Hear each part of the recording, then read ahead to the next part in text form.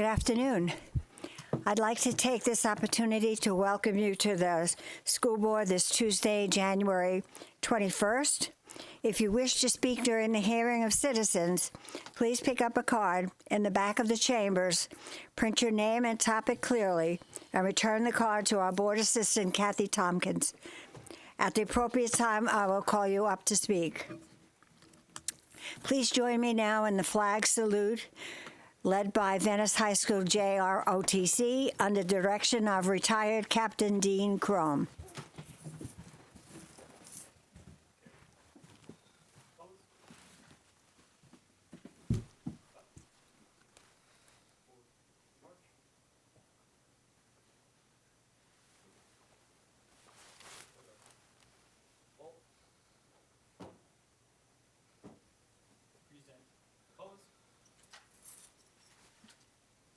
I pledge allegiance to the flag of the United States of America and to the republic for which it stands, one nation, under God, indivisible, with liberty and justice for all.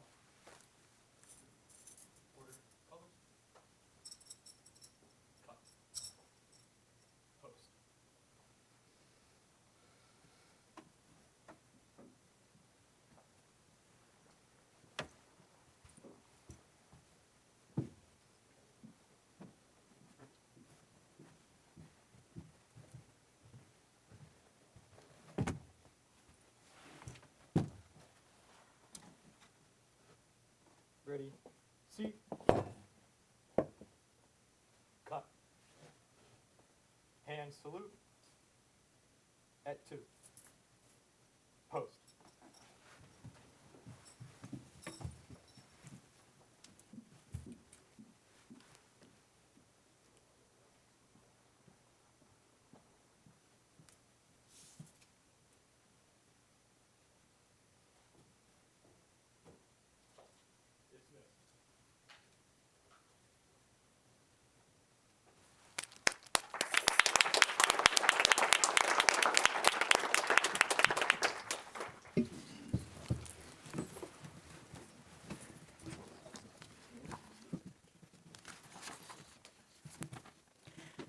Next, I'd like to introduce our student representative today, Jillian Alexander from Venice High School.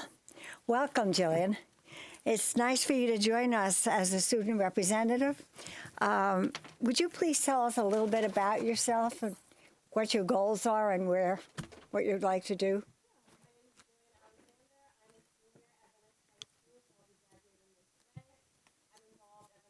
In organizations, including the student government and HOSA. And after I graduate, I plan to study environmental policy and sustainability at a four-year university. Thank you. We've also given you a certificate on recognition of your time with us. Again, it was really great to have you.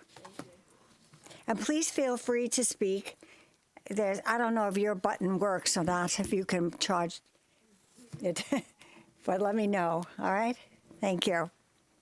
The first presentation today is recognition of 3 high school student athletes.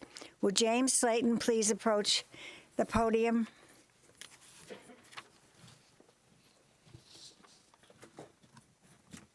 All right, thank you. We've come together today to recognize the amazing state championship accomplishments of Riverview High School's Emma Wyant and Alexander Gusev for swimming and Jacqueline Petrino for golf.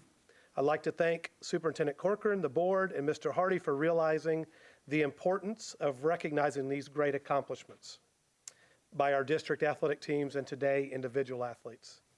These fine Riverview athletes exhibit the very characteristics that our district desires from all our student athletes, and that is to be great citizens, students, and also athletes, not only in our area, but as these young ones you'll see here in a minute around the state and even the country. I also want to thank Riverview High Principal Aaron Del Castillo, Athletic Director Rod Dragish, and Assistant Principal Jay Lorenz for all their support and efforts to make Riverview High athletics great. And at this time, Mr. Dragish is going to come up and talk.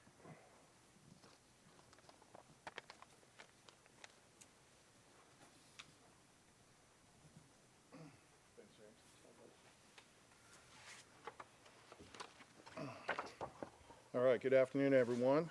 I would like to thank our superintendent, our school board members, and our principal, Ms. Erin Del Castillo, for having us here today to recognize our Riverview High student athletes. Not only do our student athletes put in countless hours in the pool and golf course, they also do a better job in the classroom.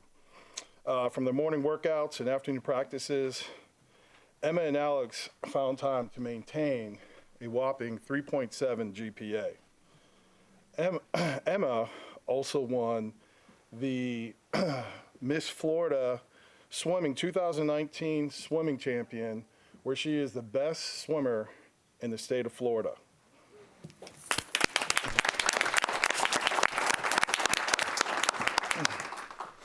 Jacqueline, who is a sophomore, also won the 2019 Miss Florida golfer and from the Florida Dairy Farmers. Not only is she the #1 in Florida, but she's the #1 girls golfer in the United States.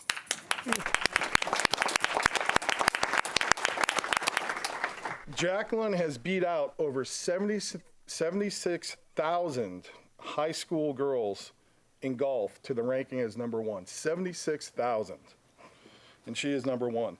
While doing this, Jacqueline has maintained a 3.88 GPA.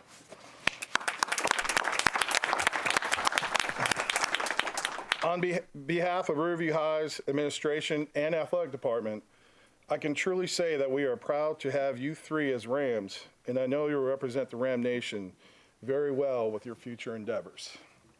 Now I'd like to call up Coach Burning and Coach Sprague and our amazing student athletes.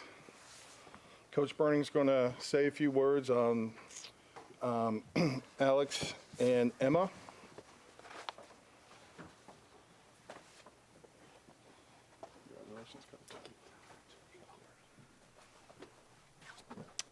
Hello, my name is John Burning. I'm the head coach for Riverview High School Swimming. I'd like to just recognize Emma Wyant and Alex Gusev for all of their hard work in the pool and in the classroom. They both are leaders in the pool. They exemplify all the qualities that you want in not just athletes, but in citizens in general. And just one quick accolade that maybe most people don't know is that Emma actually was recognized as one of only 2 athletes in the entire country to win a national title in swimming and carry a 4.0 GPA.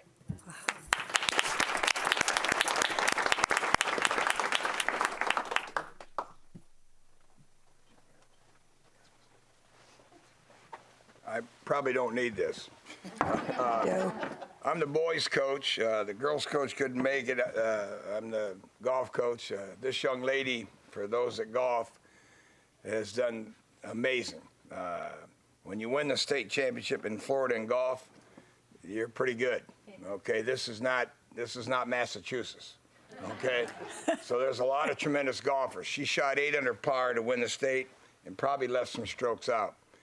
Those that golf, she's had over 500 holes without a double bogey. That's mind-boggling and still going. I call her a silent killer. You don't know if she's 10 over or 10 under. It's strictly a business, right down the middle. As solid as it gets, a sophomore. Will be absolutely shocked if she wasn't sometime on the LPGA. I think we've had some really good girls golfers come through Riverview. I got to tell you, she's the best.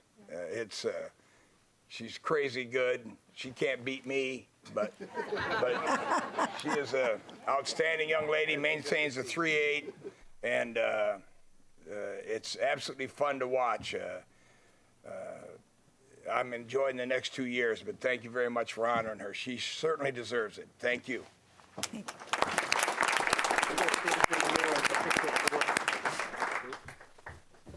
Board, if y'all would come, let's get a picture.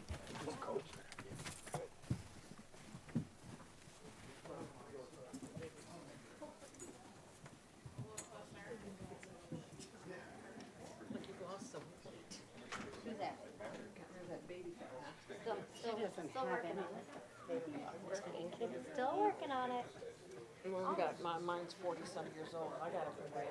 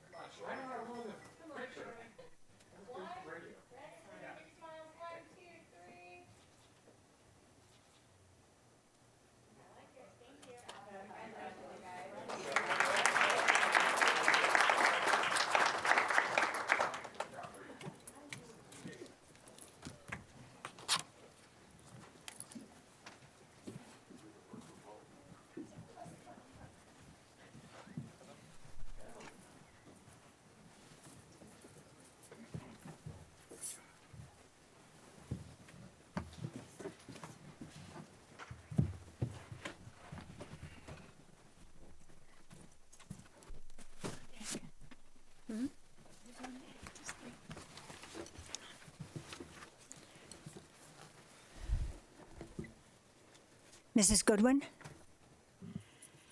Well, I just talked to all three of these wonderful student athletes, and most people know how gaga crazy I am for sports, particularly football, but I really like swimming and golf a lot. And I know how hard you have worked to be at the top of your sport. One of you to Arizona State, one of you to the University of Virginia, which is wonderful, and then Jacqueline, Auburn in a couple of years, maybe? Well, at any rate, Georgia and Florida are good too, but I just wanted to say congratulations publicly, because what you're doing academically as well as from a sports standpoint is a remarkable feat. To be at the top of your game, to be at the top of your game academically is a wonderful thing, and many, many congratulations. Thank you. I'd also like to congratulate you. That's awesome, especially winning top in the state or top in the nation. Which was it? Both. Okay. I have 3 granddaughters who are swimmers. So I know what you put into swimming, what your parents or whoever's driving you puts into swimming. Those are long hours and long days and a lot of training and a lot of muscles. I wouldn't want to arm wrestle you. Congratulations. I think it's wonderful that we have such great athletes in our district. And I thank you, Coach Sprague. It's always good seeing you. Football, now golf. You go. You keep going. Thank you all. Next on our agenda is the presentation on the 2020 census. I'd like to invite Neil Dollar to the podium to discuss the 2020 census in the schools. Hi. Welcome. Superintendent Corcoran, board members, Attorney Hardy, thank you for letting me come share. It's huge. You guys have a reach that we can't get anywhere else, and we want to share the census information with you. So let me start. I'm Neil Dollar. I'm a partnership specialist. I work for the regional office out of Atlanta, but I live here in Sarasota. So I work Sarasota, DeSoto, Hardy, and Manatee counties. So a little bit background on the census. The census requirement is written into the Constitution. Our forefathers thought it important enough that we count everyone in America that they wrote it right into the Constitution. Article 1, Section 2 says we will count the entire population every 10 years, and we'll use that information to distribute a chunk of the federal budget to all the states, as well as redistribute the seats in Congress. The very first one we did was in 1790, and if you can remember back to high school history, we signed the Constitution in September of 1787. So within 3 years, we're starting to count all the inhabitants in the U.S. The very first one we did, they counted 3.9 million inhabitants, and it was done by the U.S. Marshals. And if you can picture back 1790 America, there weren't a lot of big cities. The biggest cities was Philadelphia, 46,000 people. New York City had 30,000. Boston had about 19,000. Atlanta didn't exist. And all the places they went to count were the farms, the homesteads, the small towns and villages. And there were 600 of them. It took them 9 months to count everybody. When the results came back, President Washington wasn't happy with the results. He thought the numbers were way too low. But by then it was done, and we were stuck with that number. Well, so there's a long history of us doing the census count. I mentioned it earlier, there's 2 reasons we do it. One is for political power. The census results, the population count, is used to redistribute the seats in Congress. So the 435 seats get redistributed every 10 years, and it stays that way for 10 years. The other reason, and probably more importantly, is $675 billion of the U.S. budget gets distributed to the states based on the count of each state.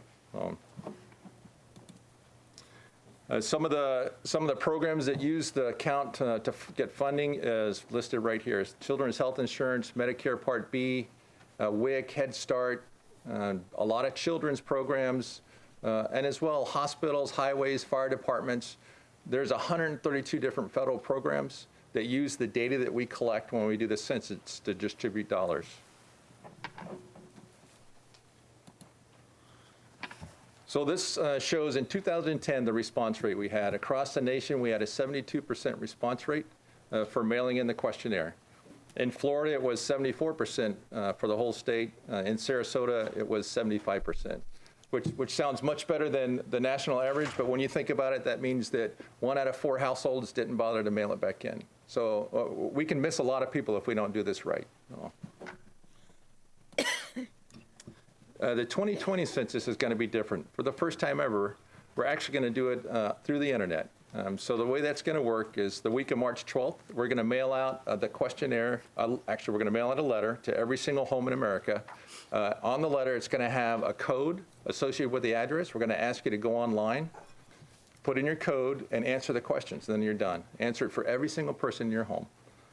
If you don't do it that week, we're going to send you a postcard reminding you that we sent you a letter last week, ask you to go back and put in the data again in the internet, through the internet. If you don't do it the second week, the third week, we're going to do the same thing. We're going to send another letter out to your house and ask you to go online and fill out the questionnaire. And we're also going to send the actual written questionnaire if you didn't do it by the third week. We'll do it again the fourth week. And then after that, we're going to send somebody to come knock on your door and help you fill out the questionnaire. So the primary method we want to use is through the internet. It's good for us. We get an immediate response. We can see every single household that's been counted. In fact, we've got a tool that'll show us that in a map version. We can look at zero into Sarasota County. We can zoom into a neighborhood and figure out who hasn't actually filled it out yet. So it helps us logistically. So that's really good for us. Obviously, there's challenges when it comes to doing it on the internet. Not everyone is comfortable with doing it on the internet, using a computer, or their smartphone even to do it. So we have backup methods. We're gonna have a toll-free number where anyone can call and say, I got this in the mail, I'm not comfortable doing it on the computer, can I just give you my information? And that's what we'll do. We'll take your information over the phone and help you fill it out over the phone. Or you can ask for a questionnaire sent to you in your language. Let's say you're from Russia. You're not comfortable with trying to do it in English, we'll send you one in Russian. We'll also have operators that speak 12 different languages. So if you're more comfortable talking to somebody in Spanish or German, we'll have somebody there to help you. And finally, we'll do the traditional questionnaire, but the final way we're going to do is we're going to go door to door and knock on your door and ask you to fill out the questionnaire.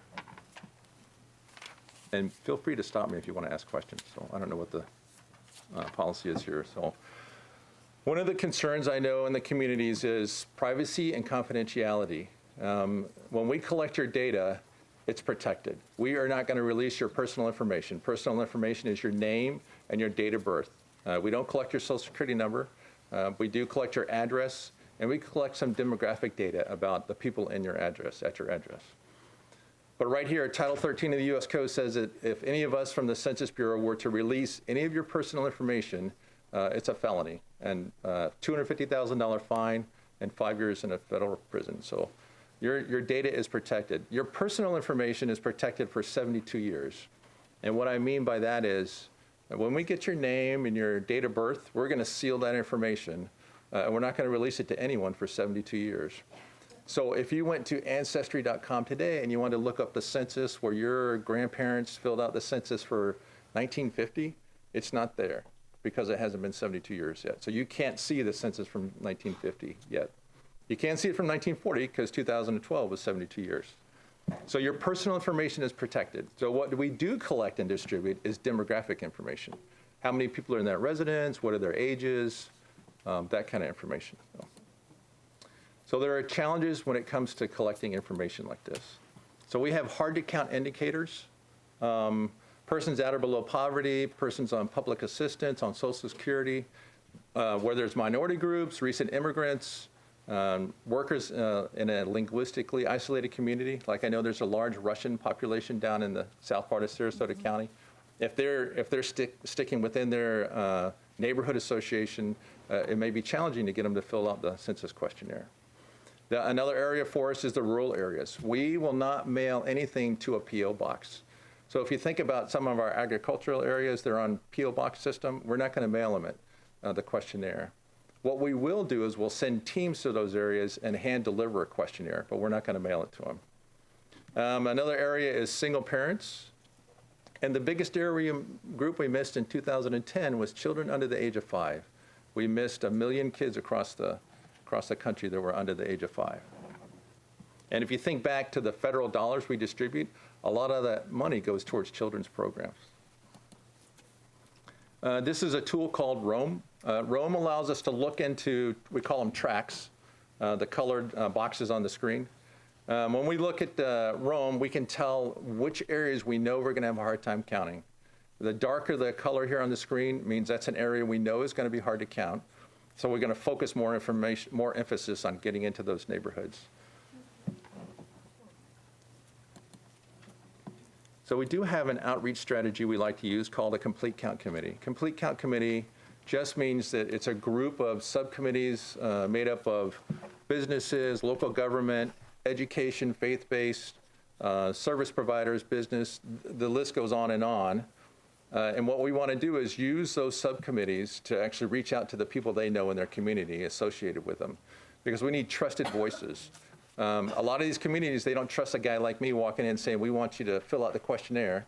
If you can think about some of those communities, migrant communities and such. But if they have somebody like their pastor at the local parish says it's safe, please fill it out. We need your information for the federal dollars that fund some of the programs we use. They'll listen to them, but they won't listen to a guy like me. You'll notice education is number 2 on the list. We really need school systems to help us get this message out. You are everywhere in the county. You from pre-K kids all the way up through high school, and you're a trusted voice for us. And you can do things that we can't do on our own, getting into those families that go to those schools.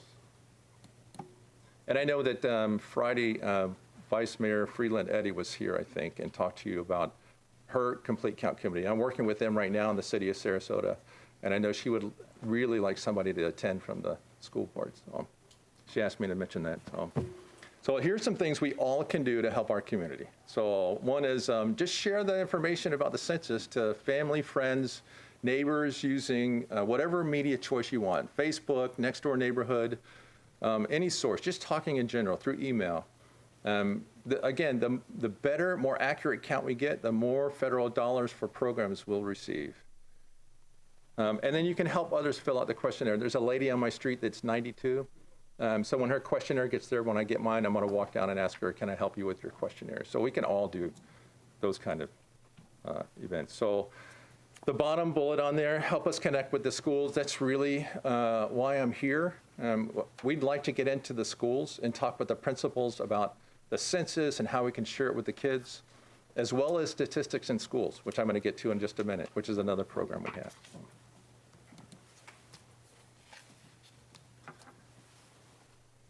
So let me switch gears now and let's talk about statistics in schools. This is a program created by the Census Bureau. It used to be called Census in Schools, 2010 and prior.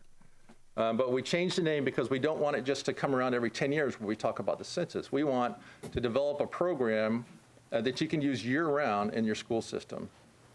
So it was created by former teachers and former principals.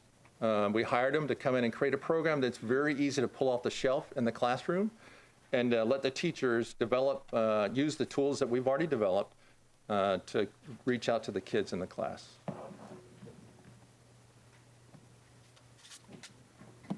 Here's why should schools be involved.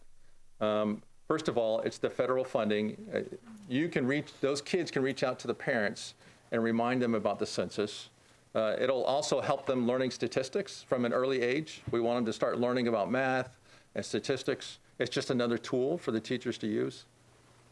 And then prepare students for success in a data-driven world. Our world is changing. The earlier we can start teaching them about statistics and counting and the history of the census, I think it's better for them.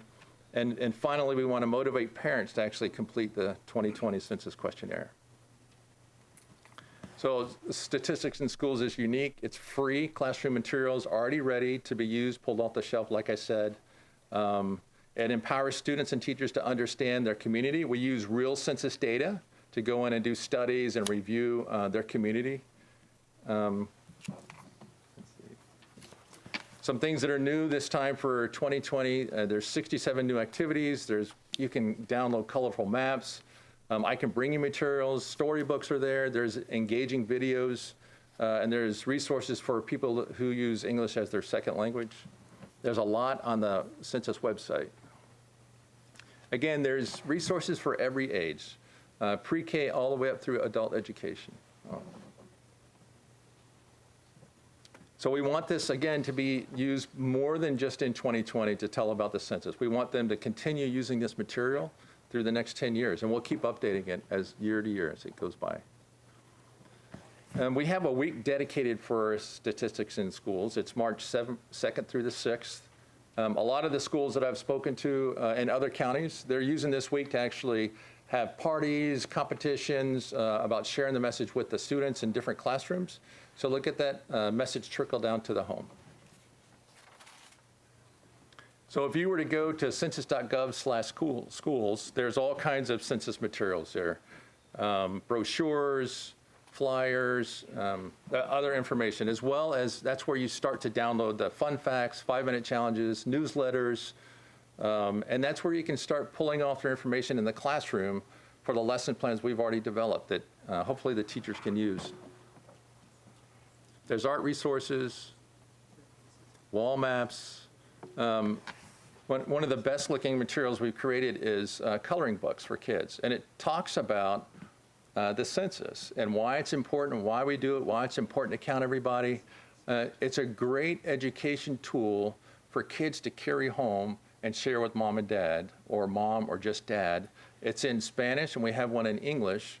Again, those targeted groups we want to reach, the minorities, the Hispanic community, just kids in general, they can carry this home and sit down with mom and dad and go over it while they're coloring it, and it educates mom and dad. So it's a great tool. Unfortunately, they don't give us that. I have it electronically. I don't have it in print form. I wish I did. Otherwise, I'd bring copies for everybody. But it does look really good, though. So here's the Statistics in Schools website. If you went to this page and scrolled down about 3/4 away, and you can get it from your phone, anyone can look at it. There's some great little video clips, professionally done, that share about why this is important, why Statistics in Schools is fun. And it's actually got teachers' testimonies who are actually using the materials right there on them, so you can see if they enjoy it or not. So educators can make a difference. Through this program, you can educate the kids on statistics, sharing the message about the census, and you can also help us with the complete count committees, and just in general, sharing the information about the census with your staff and parents. You'll help us make a difference in our own community. It's free resources. We're here to help. We can print out some of the resources and bring them. And finally, my last slide, I'd like to talk a little bit about hiring. We're hiring right now. We're hiring 500,000 people across the nation. It's temporary work. In Sarasota County, it pays $15.50 an hour. It's flexible hours. You can work in the evenings, after work. You can work weekends. You just need to work 20 hours a week. And it's pretty simple work. You get paid 58 cents a mile. You're going to get a list of addresses to go visit and help them fill out the questionnaire on Monday. Once you get through that list, we'll send you another list, and you'll keep doing that. And it'll start in March, but we're hiring right now because it takes about 2 months to get hired with the federal government. In fact, I have recruiters with me right now. So Stan and John are here to help with recruiting. If you're interested in a job, those are the two guys to talk to, $15.50 an hour. They also have flyers on the back table. If you want to take one with you when you leave, they're there for you to pass around to friends and family. It's a good place to work for. It's temporary work, but it's good. So before I ask if there's any questions, what I'm really here for is to ask Superintendent Corcoran if you can help me get to the principals in the schools so that I can go share the same information with them and work closely with them as far as getting the message out to all the students, working with PTA, working with staff, and spreading the message. So that's part of why I'm here. Okay, that sounds good. Are there any questions? Any questions? I know we can count on you. I know. I volunteered myself. Okay. Thank you. You can count me. Crazy. No questions. Thank you very Oh, much. you're welcome. You're welcome. I know how vital this is to us as a community and as a state. So I hope that everyone does whatever they can to help push this and make sure that the census is complete, or as complete as we can possibly get it, because it's so key to our funding and funding for mental health and social services for our kids. So thank you very much. You're welcome. Thank you. Thank you.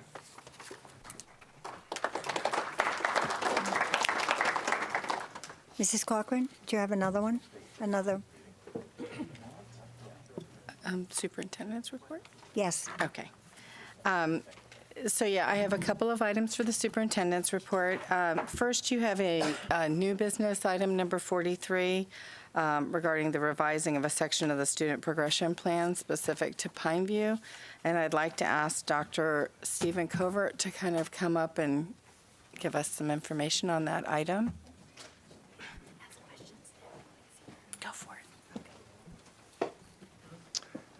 Thank you very much, Ms. Zucker, board members, Mr. Hardy, Ms. Corcoran, and our student representative, Jillian. Thank you for the opportunity to be here this afternoon to talk about the vision statement and graduation requirement proposals for Pineview School, beginning with the class of 2025. Later this evening, if you all are free, from 6 to 7:30, it's Science STEM Night at Pineview. I'll be making some giant elephant toothpaste, so come on out. We'll be recognizing our science winners, so that's where we'll be after we leave here. Will there be elephants? Just their toothpaste. Just their toothpaste. We're excited for you to hear not only what I'll share with you, but we also have students, teachers, parents, community members who will share with you perspectives and thoughts on the vision and the graduation requirements. The objective of the committee was to bring together a representative group of stakeholders to accomplish the charge from this board, which was to define a Pineview diploma and experience. And anyone who's worked with committees knows that there's a challenge in bringing together just that right number and mix of stakeholders while still having the group be manageable and to accomplish the goal at hand, and we believe that we did that. Presentations throughout and following approximately 17 months of work by the committee were made to the Pineview School Advisory Committee, the Shared Decision-Making Team, booster groups at Pineview, PVA, and faculty meetings, not to mention informal conversations, the televised October 15th board workshop here in this room, and there have been articles in the Herald Tribune, our school newspapers, and all draft documents have been posted on our school website for many, many months. After the board approves the advertisement of the recommendations for public comment this evening, in anticipation of that, I have this letter today that will go out not only to members of the class of 2025 and beyond, but posted on our website and to all Pineview families, explaining the proposal, the vision, and the graduation requirements. But I'd like to take this opportunity to clearly and publicly state the work of the committee and the purpose and how these recommendations benefit students. They provide a firm grounding in defining what we do as a school, why we do what we do, how we serve the students that we serve, and why we exist. They preserve the integrity and identity of the gifted learning experience for students past, present, and future. They ensure that everyone understands that gifted education is about gifted students being taught by gifted trained teachers in an environment where there are high expectations and highly rigorous content. And lastly, they publicly commit Pineview to gifted education, all of the arts and sciences, and flexibility in helping students meet their passions. Although we presented at the October 15th workshop, which was online, and I shared a link to that to all families at Pineview, I want to clarify some possible misconceptions about the work of the committee and the recommendations that are before you this evening. The financial aspects to advanced placement coursework was never spoken about in any of the committee meetings at any level and has never been part of the discussion regarding these expectations at Pineview. In addition, there is no cost to these recommendations moving forward as we provide a gifted education for our students. Rankings, as many of you may have read in the Herald Tribune article yesterday or today, are simply one external measure of excellence of the work our students and teachers do day in and day out. Simply one element, one external measure, and to chase rankings truly would be a fool's errand and is not the intent of the recommendations. Finally, as the father and stepfather of 4 Pineview students, believe me that I truly understand quirky, I get different, I get unique, and I get the need of a school to meet all of their various gifts and talents, not all of them purely academic in nature. There needs to be met, to be nurtured, to be grown, and these recommendations allow for that and support it. With 53 current courses meeting the expectation for a student to have taken 8 highly rigorous courses over their time at Pineview, from dual enrollment to career and technical courses to performing arts, highest levels of world language, AP courses, and post-AP courses, there truly is a pathway for every student at Pineview now and in the future. Since that October 15th workshop, I want to update the board and clarify some of the parameters that we agreed on. For the 26 credits required to graduate from Pineview, 17 of those credits need to be earned on the Pineview campus. 9, the balance, could be earned at the student's discretion, on campus, online, virtually, and then 8 courses need to be earned at that highly rigorous level. They are distinct requirements, but they do overlap in some cases. And these are beginning, as I stated, for the class of 2025. Of those 53, and I think this is important, 53 highly rigorous courses, 60% of those are advanced placement courses, but 40% of those are not AP courses. So to hear the argument that this is about advanced placement is simply not accurate. 4, as I mentioned, are current dual enrollment courses, but we have requested 4 additional dual enrollment courses. 5 of those can be earned through career and technical education pathways, including the completer pathway to aeronautical engineering and industry certification courses, and then 12 in the highest levels of performing arts, of choir, orchestra, band, the highest world language levels, and then the other post-AP courses, which would be organic chemistry and statistics too. And those individuals, several from the committee and students, will be speaking during the public comment section. But I appreciate the opportunity to give an update to the board and look forward to the possibility for receiving public input this evening and the next 30 days moving forward. Mrs. Brown? Yeah, thank you for the presentation. And as I'm sure you know, I've copied my responses and several of them to you. But one of the comments that I'm hearing is that, that they didn't get enough input on this. And I know it was talked about at the Pineview meetings and in the newsletters, but there are people who don't feel their voices were heard. And one of the questions that they have is, why are you doing this? And as you said, it isn't for rankings, but when you list out why you're doing it under your vision, you do list the rankings and you do say you want to be number one, and you know in the all the academic measures, and I can understand. I guess don't we all want to be number one? But you know, was that your driving force?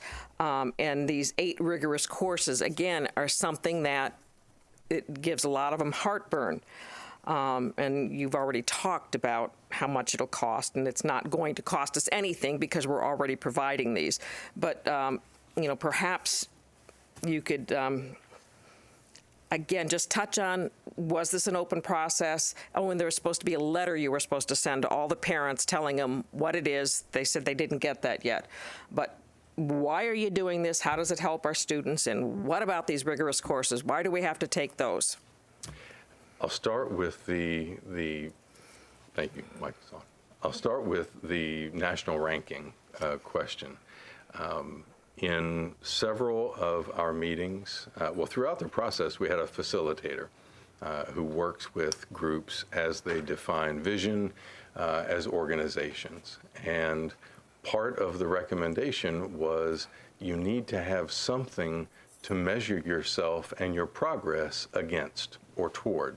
How will you know if you arrive somewhere if you don't know where there is? And Pineview is, as everyone knows, unique among unique institutions.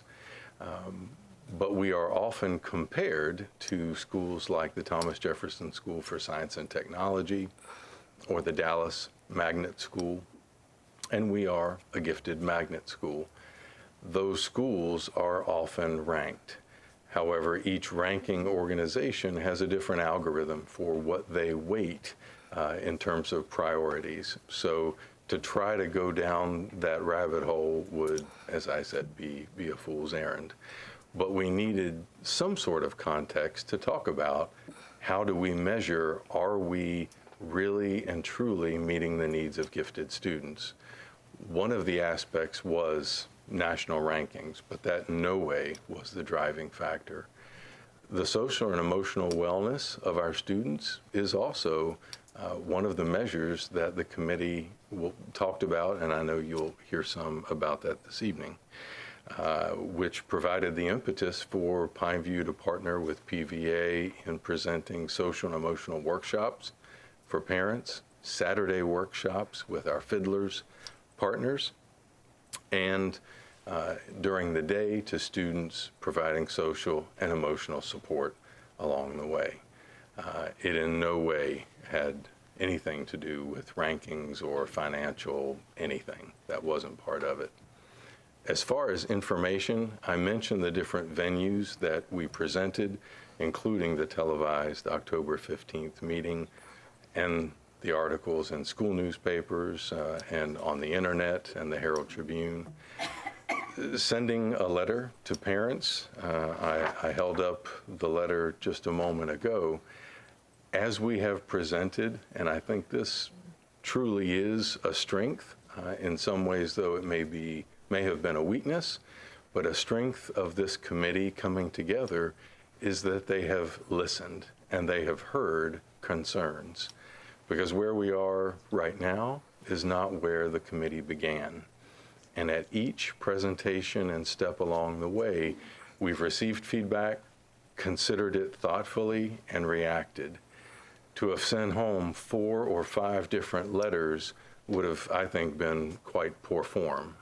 But as documents were updated, they were updated on our website.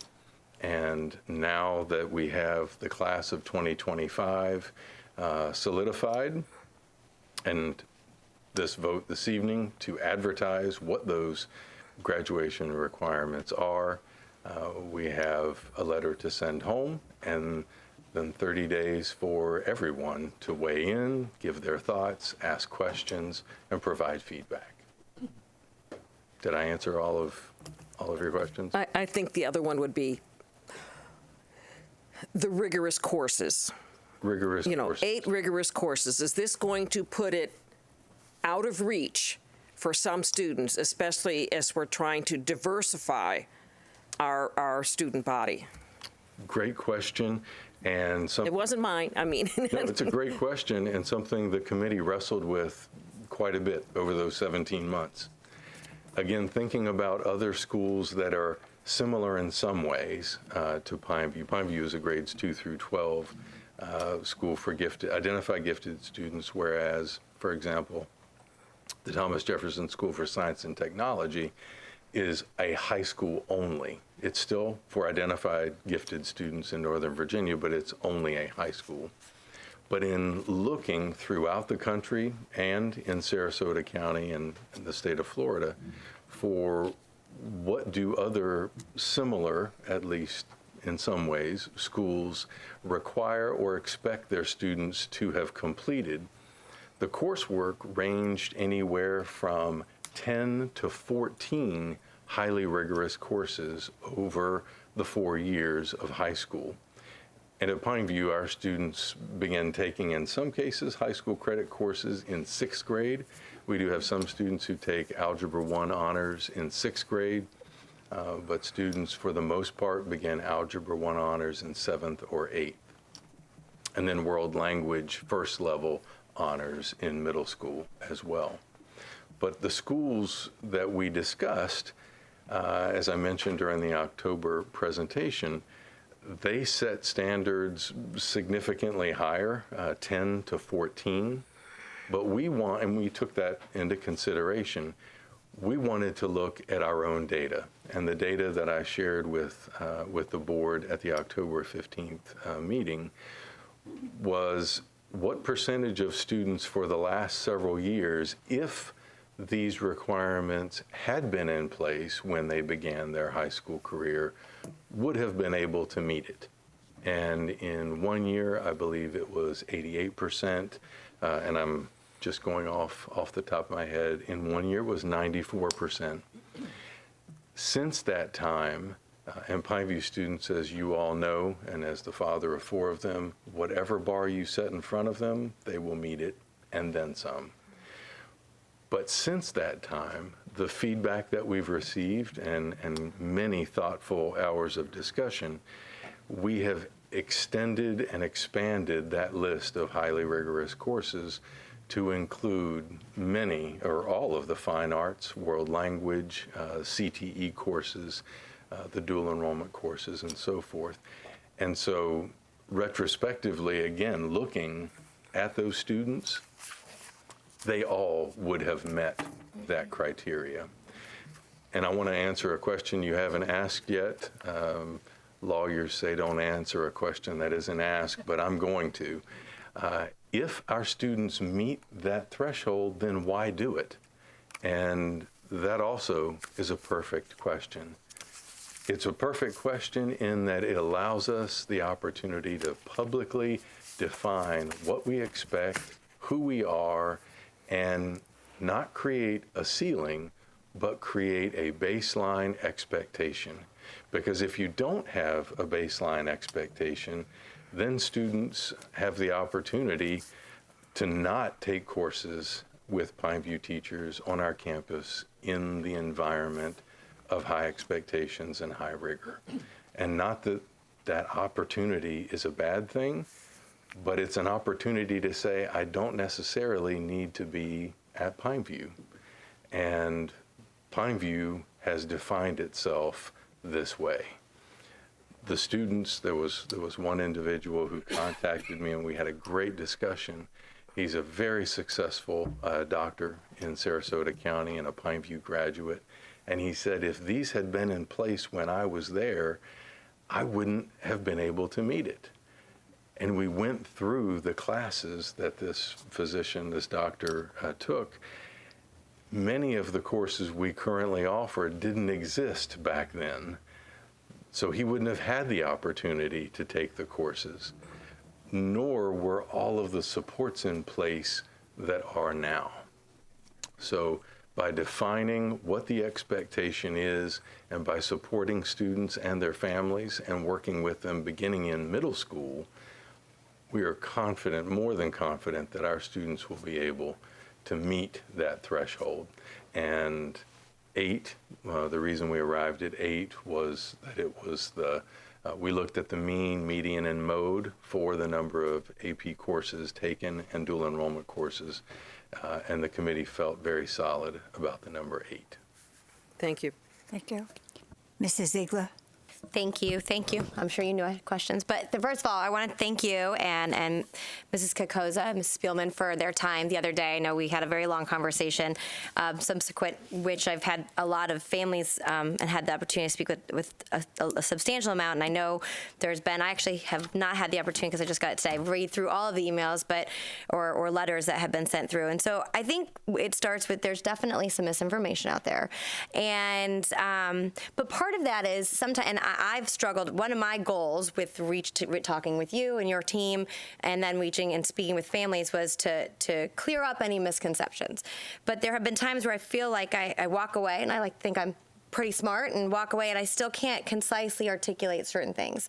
And my biggest one, as you know, is how is this benefiting our students? That's my most important. I didn't do that for the pause. But at the end of the day, I mean, that's my most important question, and I'll get back to that. But I do think that when we have misinformation, it can be frustrating. I'm sure your committee could be frustrated of saying, no, we had well-intended purpose and spent a lot of hours. I got a great email this morning from someone who was on the committee and articulated that, and I don't want that to be pushed aside, because that's unfair as well.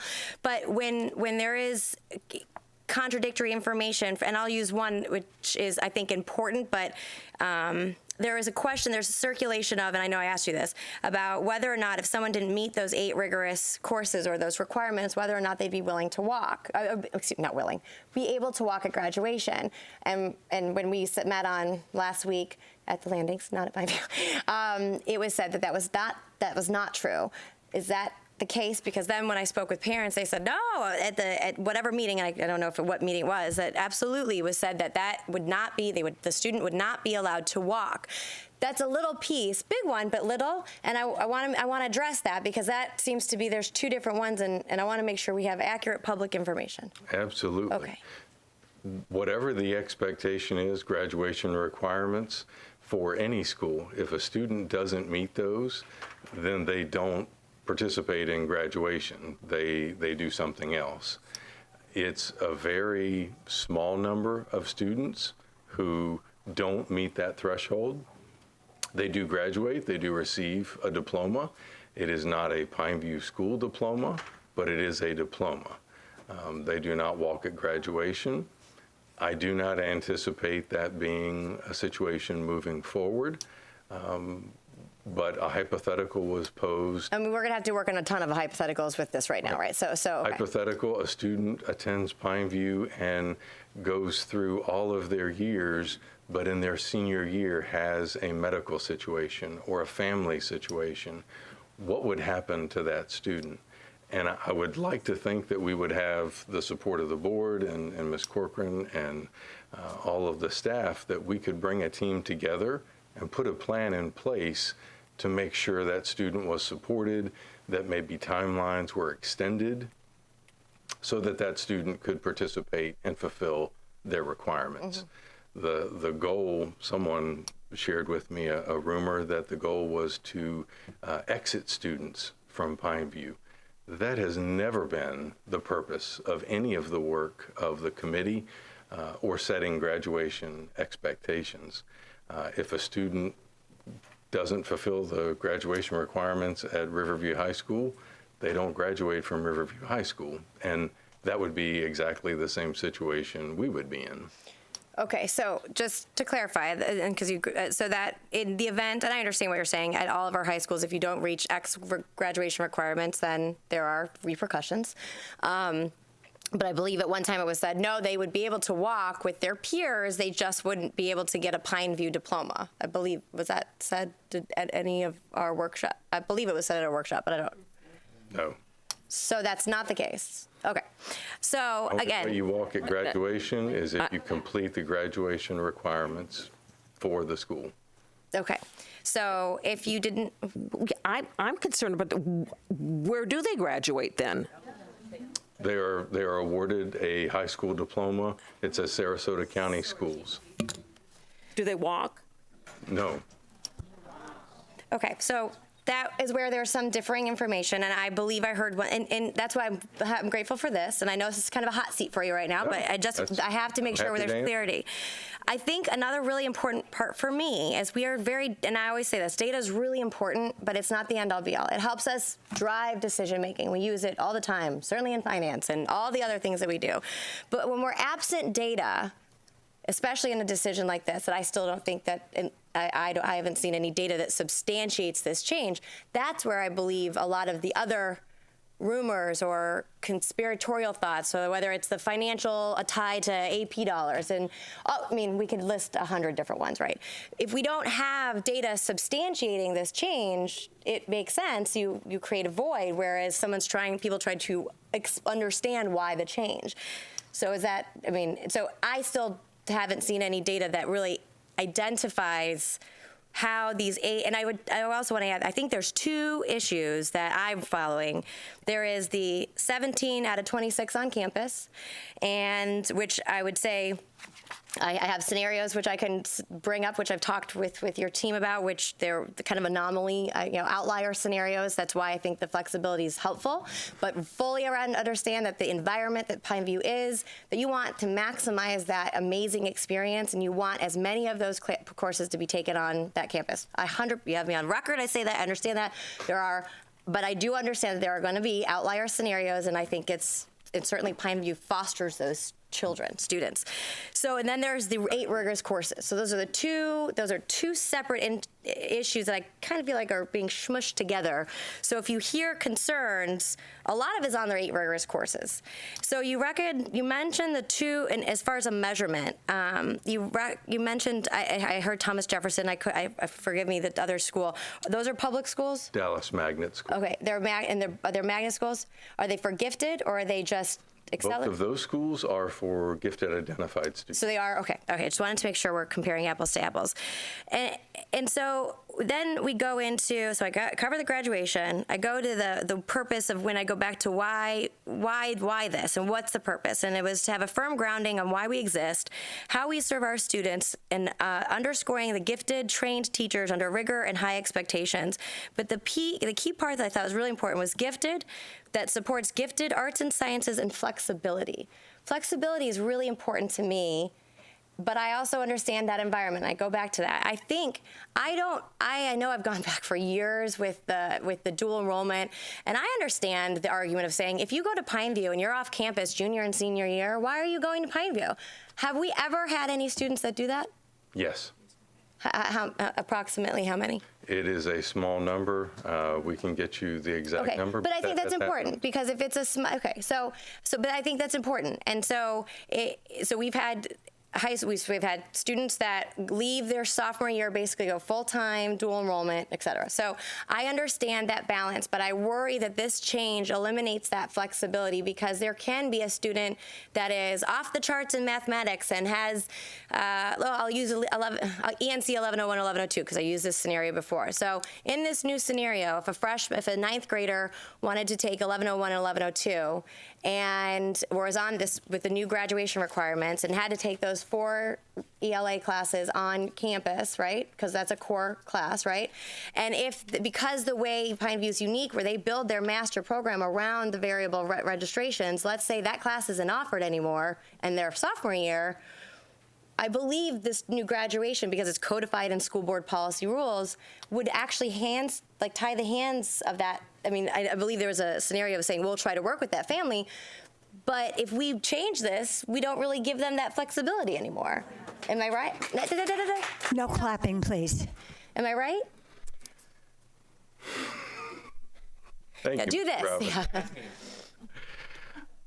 We can only operate within the parameters given to us by the school board. Correct, and we can't be all things to all people, and I agree with that, and I think that's why I'm a huge supporter of choice, as I'm sure people know. Yes. But I also believe in the aspect of Pineview's uniqueness of gifted environment, and my concern is this elevation does not necessarily, I don't see where it benefits. I see where it limits. I still think it'll continue to be organically be an environment that has excelled for years. My concern is that when you start to put these caveats in, you actually start to hurt. And there are these scenarios that, like I just explained, and they're outliers, because I don't believe, as I said to, I believe you were in the room at the time, I don't believe if you have, there's an operation capacity aspect we have to work on. So you can't open up a new class just for two or three new people. But when there's access somewhere else to it, we should be able to try to work through that. Now, if it gets abused, where we're talking about full-time off campus and you're losing that, but I feel like we're having two different conversations. Do you understand my struggle here? Yes, and part of that conversation, I think, is, without using, student-specific situations. Yes. Several of you know of Pineview students who they've been those outliers among outliers, where Correct. They've needed extension courses beyond what any normal specialty magnet school would offer. And the lengths to which we've tried to create specific solutions for those students. Mm-hmm. And we've been rather successful at it, mm-hmm. I would say. The staff is magnificent. You'll hear from, during public comments, some of the most amazing faculty members on the face of the earth. And they work with our parents and our counselors to create solutions. This set of recommendations does not limit our ability to do that, because we would work within the course catalog that the state provides. And as long as we're hand in glove with our curriculum department, then we can get courses either approved or make sure that we are able to meet their needs. And I will wrap up, Madam Chair. I do concern myself with the reality of the burden administratively that all of our schools deal with. And so I fear, because I've been heavily involved in a lot of the scenarios that you just mentioned, mm-hmm. and I know the extensive work on both the administration and those families to figure out something, and it's not easy. And so my worry is that this will be actually an immediate blockade that will say, sorry, we don't allow that. And it may not be the intent, but I can foresee it. If we didn't have it, it wouldn't be an issue. But it's our passion, and it's what we do. And okay, so I'll put that on the record. That's one of my major concerns. And finally is the communication piece, going back to kind of going full circle, is I do believe that my big concern is where there's a lot of families that are surprised. And listen, I'm a working mom, and I get things from my daughter's school, and I'm like, oh my gosh, I missed something. I get it. So there's a medium. There's all these. You never know how to reach parents. But I will tell you, I don't check. And this is not to be a pun, but push notifications are important. And because I don't go on Fruitville's website every day and check Fruitville, see what's going on. I do get a robocall once a week. It kind of highlights what all is going on, and that's what that administrator does. I'm sure you guys do a number of different mediums of how to communicate. My only question is, was there anything beyond putting it on the website in a push notification that this was happening to the critical families, specifically elementary and middle, is who it's going to impact? The class of 2025 and beyond, uh-huh. Those are the ones that it would dramatically or specifically impact. The letter is in my hands, so other than email, newspaper articles, website, this is what will go out. I just worry oftentimes when we advertise it in the format that is likely to be adopted, not so much the reverse. So that is my concern. I appreciate it. I appreciate you taking my number of questions. I will. Mrs. Goodwin. Well, I guess I've been involved with this for 17 months or whatever, because I was chair last year, and so I was involved with some of the committee meetings and had a presentation about this some time ago. Looking back at Pineview over the last 10 years, I guess some of the things that I hear from parents and students are, well, we're free to do anything we want to do. We have the freedom to decide whether to go to the library or not, or whether to take free time here or there. But one of the things that is impacted by this is our freedom.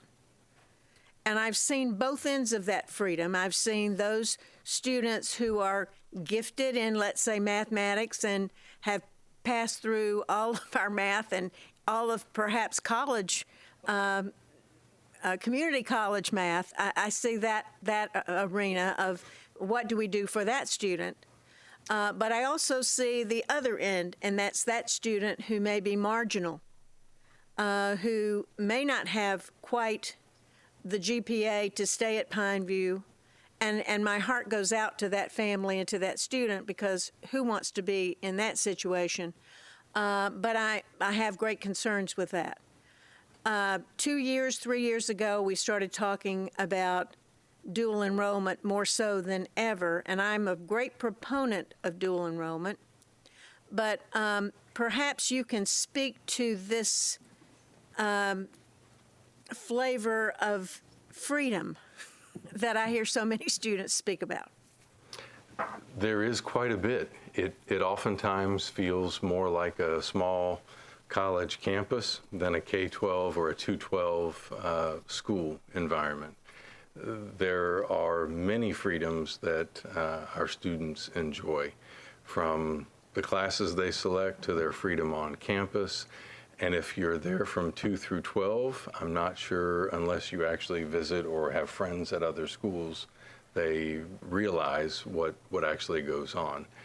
Having been at other schools, I obviously know that.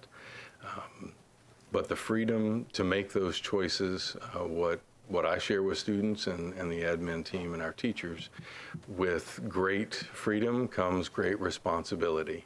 And our students use, especially the high school students I'm speaking to specifically now, that you'll hear from in a minute, they use that time to volunteer in the community, to earn community service hours, to make a difference. I won't use some of the often repeated sayings at Pineview about giants and gifts. I won't use those, but that's how our students typically invest their time, the freedom that they have, because they begin early in the morning. In the afternoon, they either participate in a sport, or they participate in community service activities or study. So those are what I think of when I think of freedom, and hand in hand with that responsibility. I'm not sure if that answers your question, Ms. Goodwin. Well, it does, but I also think that there is a piece of this that says you're raining on my parade, so to speak, because you are treading on my right to make those decisions. I think that this is a baseline and should be treated as a baseline. Every student is not gifted and doesn't belong at a gifted magnet school. We have plenty of choice in this district. Aside from that, there are many charter schools and private schools in the area that have great reputations. And I think, those also have a place in our community. But I am very concerned that we make sure that Pineview does have a baseline, and that our students understand that of those gifts, those students that have gifts, much is expected, and that we move them up as opposed to moving down in terms of other choices that they might make aside from that. And 8 out of 26 credits, to me, does not pose a severe strain on any child that I can think of, when we have all the flexibility of the arts and all of those things which we added in. If you remember back in October, we thought, oh dear, this does not include some of those other things like chorus and orchestra and music and the arts. So it does now. So, I think this is a good baseline. I think having a vision is a good thing. So, for me, it is an easy decision to make, and I will be supporting this. Thank you. Mr. Robinson? I do want to clarify something. You said that you're going to be sending a letter out. Tonight, we're not approving it. We're just approving to advertise. So it won't be approved for another 30 days. Yes, sir. And my letter actually references that we encourage parents who receive this, whether they're the class of 2025 and beyond or not, everyone has the opportunity to weigh in and provide. Now, hopefully you've encouraged people on both sides of the argument to come open to the public, because you've mentioned the people come to speak. So, going back to the walking that Ms. Ziegler brought up, you had said that it happens at other schools. Can you give me a scenario where somebody graduates from Riverview, but not with a Riverview diploma? In our discussion, we talked about the Riverview IB program. So yeah, let's use that. Let's use that example. So somebody's in the Riverview IB program. They don't fulfill the obligations of the Riverview IB. What is their diploma? What kind of diploma do they get? It's my understanding they get a Riverview High School Riverview diploma. High School diploma. Again, that's not a good example, because the example. I'll ask my question again. Maybe I wasn't clarified. Did you understand my question? My question was, give me a scenario where somebody graduates from Riverview, but doesn't get a Riverview diploma. The example you just gave, the person graduated from Riverview and did get a Riverview diploma. Can you please give me an example where someone graduates from Riverview and does not get a Riverview diploma? That situation does not exist. Okay, but you had said earlier in discussion to Ms. Ziegler that situation does exist. There are 18 credit diploma options all the way up through 26. Okay. I just wanted to clarify that issue. In order to get the diploma, you have to actually earn that many credits. Right, So but in the scenario was the person had graduated. You would only get it if you had graduated. Correct. Thank you. I just want to make sure I clarified that. So again, going back to the issue, the person gets this special diploma. What does the transcript say? It lists the names of the courses and where the student took those courses, and obviously the demographic information, student name, et cetera. Would the transcript appear any different than somebody who got an actual Pineview diploma? It's my understanding that it would simply state the courses and a special number identifying where they took that class. I'll ask the question a third time. Would there be any difference between the transcript of somebody who got a Pineview diploma and somebody who did not get a Pineview diploma? I'm not aware of one. I think the answer is no, there wouldn't be a difference on the transcript. Because when I met with you, that was the answer I was given. I was actually shown a transcript and they were identical. Has that changed since we met? No. Okay, so the transcripts would be almost identical. So when I graduate from with a special I still don't get to walk, but I get a transcript says I went to Pineview. When I fill out applications for the rest of my life, where do I say I graduated from? When I'm filling out an application, they say, what high school did you graduate from? Whatever that student writes down, we don't review applications before they're sent Would you in. call them a liar if they wrote down Pineview? I would not call any student a liar. Would you call them a liar if they wrote down Riverview? Yes. Yes, you would. Wouldn't see it. But yes, you would say that would be see that dishonest if they wrote down hypothetical Riverview rather than- when in fact they had attended Pineview for the entire time. Right.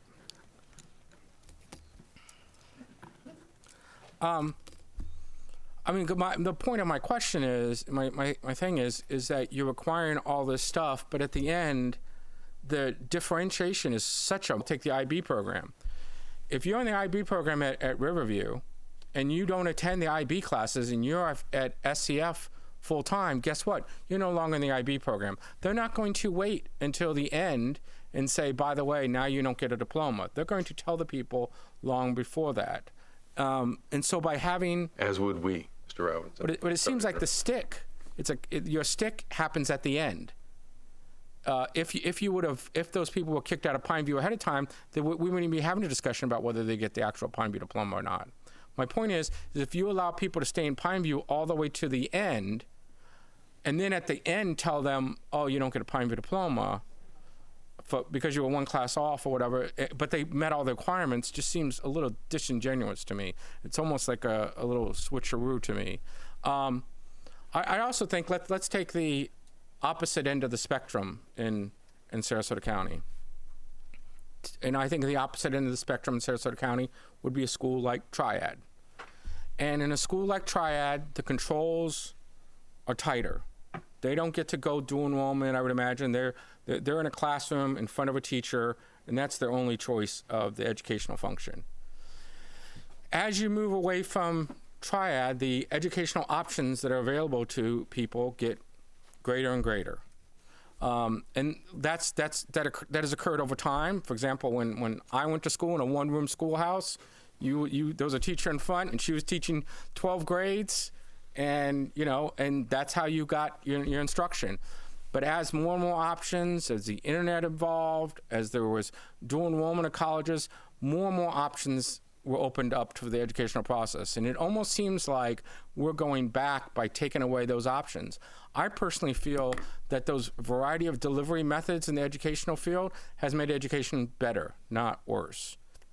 And so by limiting those, and then when you take, say, gifted kids, I think going from the triad analogy all the way up to gifted, that choice and freedom that Ms. Goodwin spoke of is part of the process, is letting those kids be free to explore their education, be free to explore their thought process. And I'm concerned, like Ms. Goodwin had mentioned, by limiting that freedom, it may end up being detrimental to the overall education of those children. I like the fact that people are given a variety of delivery methods and they're able to choose accordingly. And if you say, hey, we have this program, and if you want to make these choices, then you should not allow them to stay within your program. If you're allowing them to stay in your program and utilize these choices, then you have to take great freedom comes great responsibility. If you allow them to make those choices, Mr. Principal, Dr. Stephen Colvert, then therefore I don't think it's fair to at the very end give them that stick. I think that you should be more proactive in the beginning and say, listen, you want to explore these options. You want to go to see. You want Dr. Sheldon Cooper to teach you at USF, and you've been there more than that. Then I think that you should explore those options. But this Pineview isn't for you. In order for us to do that, and I actually agree with you that we need to have a framework from which to operate, and this provides us that framework. Well, see, it doesn't seem like that. It seems like the framework is if you don't do this, then you don't get this special diploma. I understand what it is you're trying to do, and I respect what you're trying to do, and I think it's a noble thing. I think it's a very good thing, and something the board directed you to do. I just think the implementation of it is wrong. Thank you. Mrs. Goodwin. Well, I just would say that this is not going to happen at the end of your high school career, that you find out that you're not going to walk with the students. That's not going to take place at that time. Hopefully, this is a framework which you would work under, and you would know for sure when you get to be a senior in high school that yes, everything is okay. I know Tara Spielman would make sure that those students know where they stand in their junior and senior year, for example, but I know that this would be something that would not occur as you're walking across the long stage, which we all love, the Pineview graduation stage. But I would think that, that this just gives us a framework to work through and work with. And all those choices are good and all those freedoms are good as long as you work within the framework of that baseline. And that's what it is, no more, no less, but a baseline. And in the IB program, and the ACE program, and the MAST program, in any other program, you have a baseline. And we should have a baseline for Pineview because it is our gifted magnet school. So, Mrs. Brown. I'm getting heartburn about not being able to graduate anywhere. I mean, if they don't get the Pineview diploma, I guess they get something in the mail. I think walking across that stage is important. And I know if you're at a Riverview and you're the IB program and you don't meet all of those requirements, you're still going to get a Riverview diploma. And as you explained to Mr. Robinson, if they don't meet, and let's say they don't meet that 8 rigorous requirements or something, I mean, if they get only 25 credits, they don't graduate. I'm sorry. Y'all missed that. I'll say it over. Believe it or not, we currently have. You heard it. Okay. In the recent past, there have been students who have started Pineview as second graders and have done well all the way through, and then life happens. And in spite of Ms. Spielman and the other administrators' amazing interventions and support, and our guidance counselors, during their senior year, they may find themselves in harm's way. And so working with them to make sure that they graduate, the state of Florida and Sarasota County Schools, we have many options before us, ranging from 18 to 24, 26. There's a 28 credit option. Those students do graduate. We work with them and make sure. It may say Sarasota County Schools. All right, so if they get that 18 or 24 credits, do they walk the... No. Only the students who meet the graduation requirements of Pineview School walk across the stage and spend 5 hours with us. And they don't walk anywhere else? No. Unless they transfer to another, their districted school. They could transfer to, say, Riverview and walk. And I don't know if maybe Steve Cantis could, if he's here, could answer it. If they are in at Riverview and they find out that I didn't get a C or better in one of my classes, and now I can't graduate and I have to take this class in the summer, do those students walk? So because it's not that you find out at the end of the year you failed a class. Yeah, you don't get that diploma. Graduate at all. And the students that I'm referring to, we're talking about maybe 1 or 2 every other year, every third year. It's such an incredibly small number. And we don't usually find out on graduation day, but it happens at other schools too. Many we find out long before then, and are working with them, and our guidance counselors are working with them, et cetera. Okay. Mrs. Ziegler. Thank you. One more area I didn't touch on. I'm sorry. My notes were a little scattered as I was writing things down. Diversity is something that has come up as being a really major focus as it pertains to gifted, certainly within this district and across the country. So one of the concerns is, I'm curious as to how you guys have, again, the data I don't have, but how does this impact the diversity focus? Has there been any looking into that? Quite a bit of discussion overall in terms of this, and I like to think that one of the students that you may hear from tonight works with our DIGS group, our student diversity group. Vinay was able to spend some time on the dais with you all. He was instrumental in working with me and a couple of faculty members in bringing a nationally recognized speaker, Dr. Joy Lawson-Brown, to Pineview to address the opportunity gap that exists not only in Sarasota, but throughout the country. So Pineview is very well aware of the opportunity gap, and we take steps each and every year, such as paying for the nonverbal screening for all of our Title I schools, just to make sure that we level that playing field and that every student, regardless of their zip code, has the opportunity to be screened and identified if they are gifted. That issue and this plan, they're 2 different issues, but I would hope that our support for students and our initiatives for increasing diversity and reducing the opportunity gap, that they would be consistent with one another, and we would rely on students like Vinay and the amazing faculty we have to make sure those initiatives continue. Do a lot of your current students have tutors at Pineview? I'm sure students have tutors in every one of our schools, I would hope. Okay, I have nothing to back this up outside of the people I'm talking to, so my understanding is that there's... I know a couple of my personal children do. Okay, so, and that's important because I assume you pay out of your pocket for those tutors, and as you advance, again, there's 2 different elements, the acceleration and gifted, and then adding in the diversification, especially trying to reach lower socioeconomic status. So if we're talking about not only, I'm not even going to bring in the transportation part for the high school standpoint, standpoint, but because that's a part.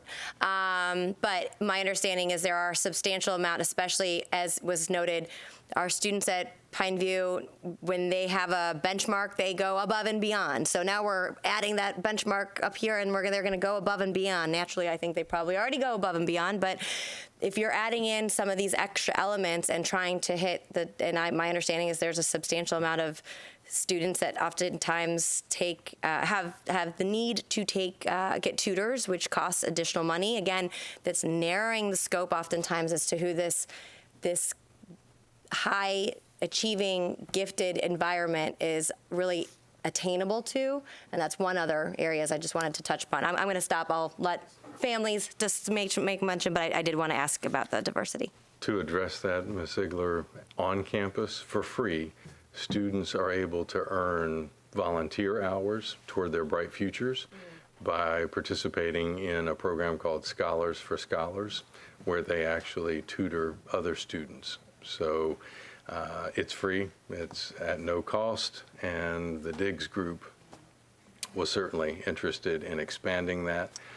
As I've worked with community members, there was one in particular who was a Pineview student who graduated from Pineview, but is an African-American gentleman. And I asked him, what were some of the reasons, and I shared this at a board workshop, what were some of the reasons that your friends who were at Pineview left?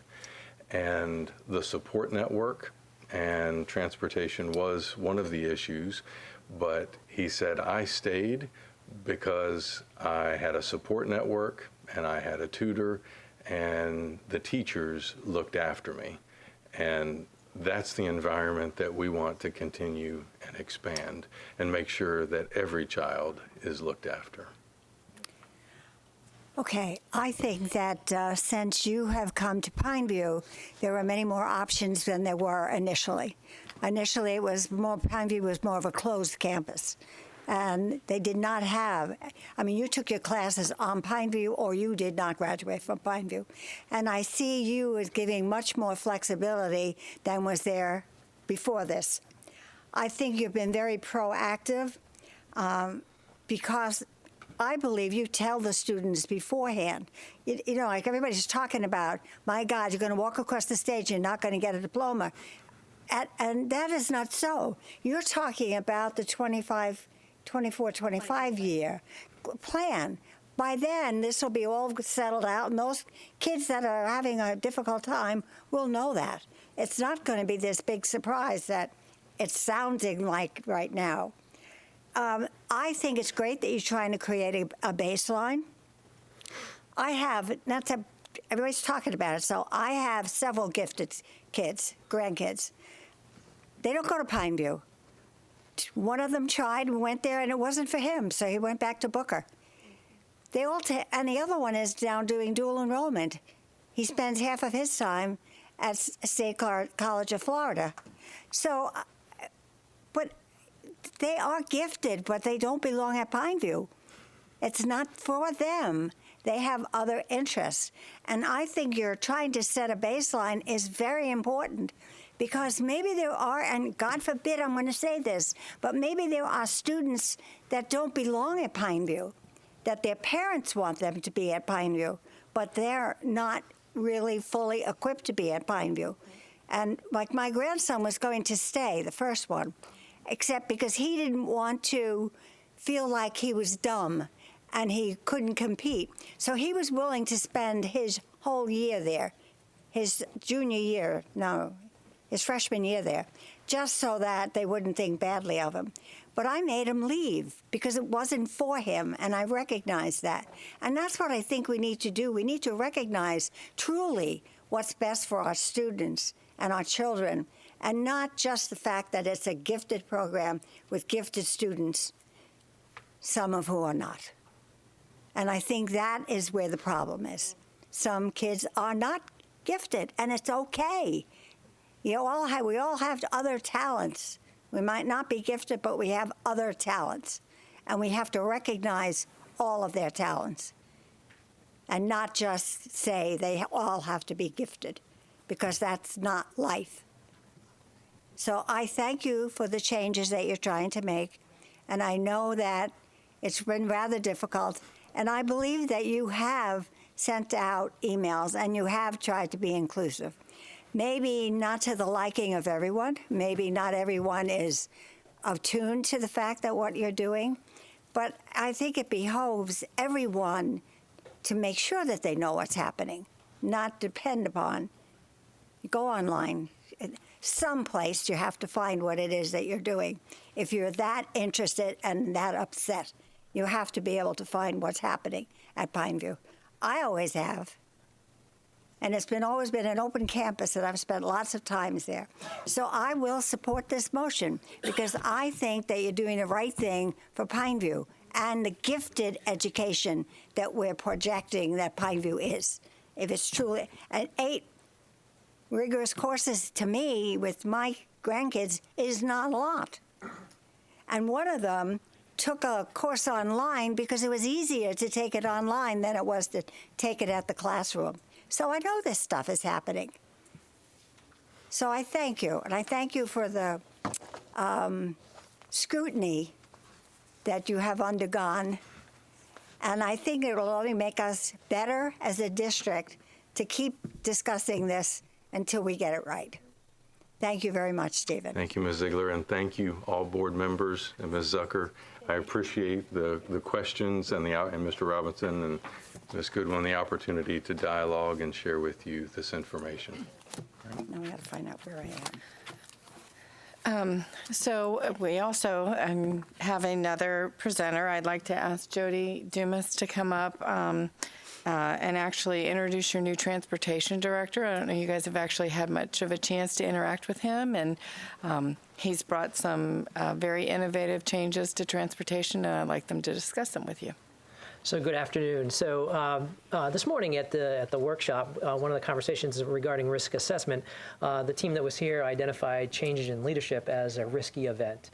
And I would certainly agree, but I would also say that's an opportunity to bring a new set of eyes, to look at policy and procedure, to look at operation, and make changes that may take the direction, maybe the department in a little different direction, but maybe in a direction that improves things.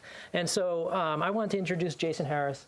We were so lucky to be able to bring Jason in as our Director of Transportation.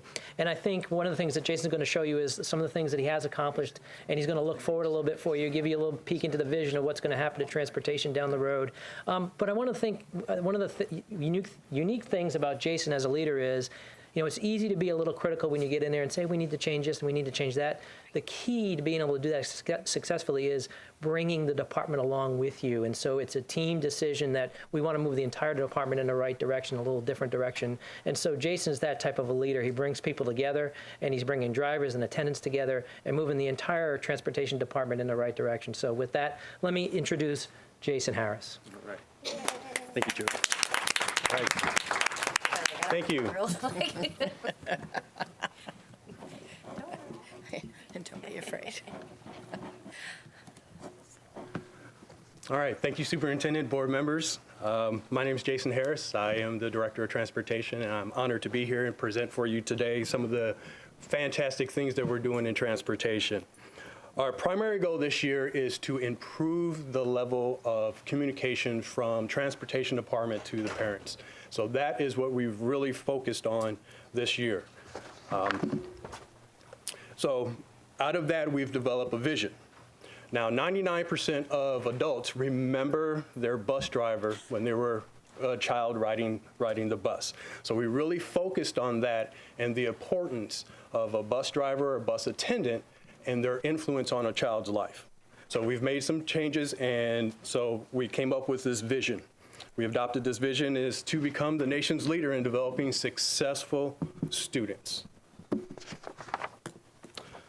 We also, from there, we've adopted some new core beliefs. Those core beliefs are a positive attitude, respect for others, pride in what we do, relationships, positive relationships we're building with the community, and also to raise the level of professionalism in transportation.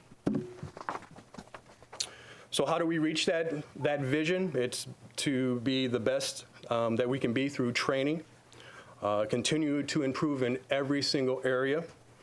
to use a report card to monitor that progress, and then to shape a path through a clear and detailed procedures. We'll manage transportation like a business, constantly looking for efficiencies, quality, and customer service. And one of my big things is to maintain a sense of urgency so the children can benefit today. So this is what we've accomplished in the first half of the year.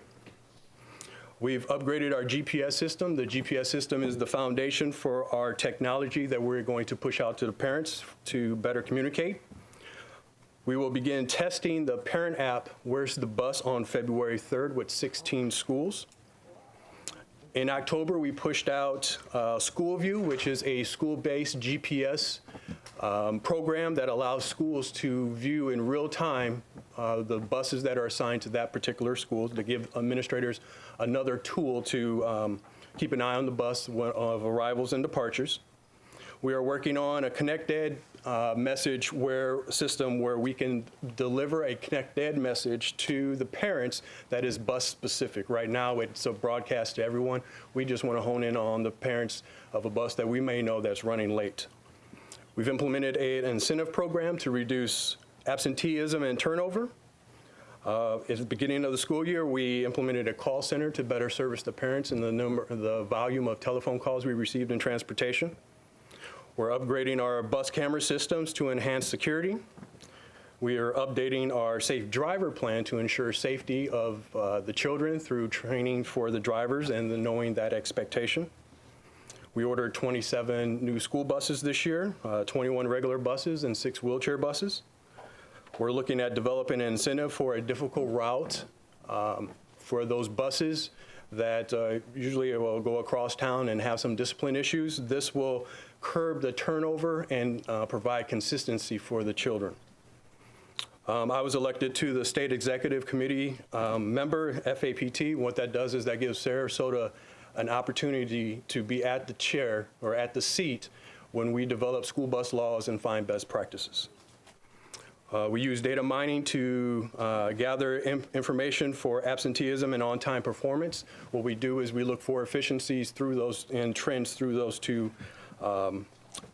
areas. Quarterly, I meet with all 3 different locations to sit and have lunch with them. It's very informal, but it's an opportunity for me to listen to the bus drivers and bus attendants and see what challenges they face, and then we can work together to resolve those as well. Similar to a sub-teaching list, we've created a sub-list for drivers and attendants. There are some retirees out there that don't want to work the Monday through Friday. This allows them to go on our website and to volunteer to work a couple of days a week if they have the proper accreditations to drive a school bus. We've built better relationships with the schools, and out of those schools, we've developed a behavioral options list for administrators. That way, if there may be some situations where a referral is not warranted or they don't want to do that, we give them some other options, and it's included in the transportation. We've made upgrades to the vehicle maintenance department so that we can better service our district fleet. We reduced vacancies for bus drivers, and in the future, we're looking for recruitment incentive for those within transportation as well. We provide bus videos to schools electronically, and we've updated and upgraded our bus radios. So Where's the Bus app? February 3rd, we are looking to begin testing with the 16 schools. This allows parents to download a parent app to their cell phone and to check the school bus after going through a rigorous validation process. Then they'll be able to have access to the school bus. And what this will do, it provides an update every 15 seconds. So basically in real time, they'll be able to see when their student or their child's going to be delivered or picked up for school. This is screenshots or a time sequence of Where's the Bus app. It goes from 30 minutes on down to approaching the stop, at the stop, and then if you miss the bus, it's past the stop. Our future goals, we would like to put student scanners on the buses. What that will do is give an enhanced security for our elementary students to make sure that they are on the correct bus and they get off on the correct stop. It also will help us with FTE surveys to ensure that we accurately capture that data, and we're maximizing the dollars from the state. We are planned on installing tablets on the bus to assist the drivers. We're looking at transportation to do some reorganizations to really hone in on the safety aspect of training and the safety aspects. One of our cores is to look at the standard operating procedures to make sure that they are updated, clear, and detailed. Work with the schools to develop an electronic referral system, and many of our drivers will stay in between their routes in the morning and afternoon. So one of the things we like to do is in their well-being to benefit their mind and to create a fitness center for them. Those are just a few of the things we're doing in transportation. Thank you. As you can see, he's just been sitting around doing nothing, so. How long have you been on? How long have you been? Since June. Mrs. Brown, oh, I missed you out there. Go ahead.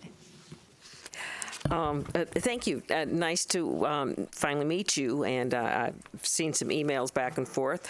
I'm really impressed with what I'm seeing here, and that you're on the state committee, so you would probably be there the first one to know if there's any grants that come up that we can go electric on our buses. But one of the issues that I found when I was riding a bus, kids behave better when they're seated. Mm-hmm. They'll stay seated longer if they're buckled in. Mm-hmm. But we ran into a problem because the seat belts on the buses, there's 3 seat belts on each seat, mm-hmm. but each seat belt will accommodate 3 rather heavy-set people sitting in that bus. You could wrap them all around in one belt. Mm-hmm. Those belts are way too long, which cause all kinds of problems. And the problems I found with the little elementary kids, they'd try to put them on and they'd get all wound up and wrapped up. And I know that at the end of the day, the bus driver stretched them out all the way. So, mm-hmm. I mean, there they were, and they were long things with something you could hit somebody with on the other end. Mm-hmm. I don't know who decides how long those seat belts are, but they are way too long. And if that's, I mean, it's something you could look at. I'd be happy to look at that for you. Thank you. That's it? That's it, honestly. All right. Mrs. Goodwin. Yeah, you can look into that in your spare time, right? There hasn't been much spare time, I don't think. I visited with you and was impressed, but I'm seeing a lot more projects, a lot more things than I even thought. You really have done a lot and been very, very busy. Mm-hmm. I like the idea of the fitness center. I think that is a great idea to promote good health and well-being of our bus drivers. How is the incentive program going of the incentive program for absenteeism? And you might explain that a little bit. Yes, so it was just agreed upon where we've implemented an incentive program. That incentive program is broken into quarters. It has shown some initial results, but we're still in the first quarter of looking at some of that data. What it's meant to do there are some situations in which a transportation employee is going to have to take the day off. But there are some where they may question whether to take the day off or not. This incentive is something to move the needle more towards coming to work as opposed to taking the day off. So initially things are looking up. But that data is still is still out there. I believe it ends actually this week, the first quarter. And then what it does is it gives a $250 incentive each quarter throughout the year. Okay. So for those who may have missed the first quarter or had a situation in which they had to take off, it resets for the second quarter and gives them a fresh start. That's great. Mr. Robinson? I had the opportunity to do a work day at your mechanic shop, and I have to say, high morale, good group of guys. Everybody's working towards the common goal there. The amount of, I mean, there was a group of people who were working on broken down buses, but then just the checking the buses, on a regular basis, making sure the preventive maintenance and just seeing the proactiveness of things was refreshing. But I just want to say, you got a good group of guys, high morale. They're very diligent. They're all there working for the common goal, and they're all trying to do the best job they can. It looks like they were doing a good job. Hope I didn't mess them up too much. No, not at all. No. And any bus that broke down while I was working on it, hopefully the warranty will pay for it. No. They're a good group of guys. Yes, they're absolutely. I have a fantastic team, and I haven't done any of this. This is all transportation group. In your slides, you'll see that I say we. It's not me. It's we. And if you think the bus drivers get to work early, those guys are there like at 4:30 in the morning. Oh yes. When I said, I get there early. Okay, see you at 4:30. I was like, oh. Yes. Yes. Okay. But yeah. Mrs. Ziegler? Thank you. Well, you know what, I think that, as Mr. Dumas said, that change, yes, risk is inherent, but also it's a huge opportunity. So I love all of the things that you highlighted. It doesn't look like you've slept since you've come on board. But, I think that, it's very true. My husband, I walked to school, but my husband took the bus and always talks about his experience on the bus. And I think you're absolutely right. It's something that children and students remember forever. And so can make or break their day. So I really appreciate kind of the initiatives that you're continuing on, and even to Mr. Robinson's point about the high morale. Whatever we can do to help support that, it has got to be an incredible. I know it's a tough job. I have 3 kids, and I can barely handle driving in the car with them, so I can only imagine on certain days, not all days. But I really appreciate the energy, all of the innovation that you're bringing forward, and I look forward to continued support and success. So thank you again. Thank you. Thank you. It's like I have 2 grandchildren down here. And sometimes I'd have to stop my car and say, out, get out of my car. And they say, Mimi, you can't put us out. I said, yes, I can. You either behave in my car or you walk the rest of the way home. I never did it, but they were not sure. So they were pretty good. Yes. Unfortunately, I never had the opportunity to ride a bus to school because I walked in the rain and the snow and the sleet and the ice up the hill, 13 blocks to school coming from Brooklyn, New York. But I'm so glad that you're in transportation and that you've made the changes that you're making right now. I'm extremely pleased, and it's things that needed to be done. And I thank you very much for your enthusiasm and energy to keep going. I know at the beginning of school, I was at waving the bus drivers on. Yes. You were there. Yes. At 5:30 in the morning, which is an ungodly time. And there they are so cheerful, waving as they're pulling out of the bus depot. And they're mostly women. Mm-hmm. That are doing this, and it just was amazing for me to see these women so wide awake and happy and smiling at 5:30 in the morning. Yes. Yeah. But thank you again. Thank you. I greatly appreciate your work. Thank you. All right. Thank you. Round and round, round and round. And that concludes the superintendent's report. Okay. All right, we are now at the point of hearing of citizens. Each speaker will have 3 minutes to speak. When the timer flashes yellow, there'll be 1 minute remains, and you need to begin to summarize. You must stop speaking when the buzzer rings. Please note that respect for divergent viewpoints and civility will be shown at every board meeting. Whether you agree or disagree with the speaker, you should listen politely and respectfully without making any sounds of approval or disapproval. And once we begin the hearing of citizens, no other cards will be accepted. Per state statute 10013723, anyone causing a disruption will first be given a warning sign, and if the conduct does not stop, you will be removed from the chambers. And please forgive me if I mispronounce your names. Roger Siegel.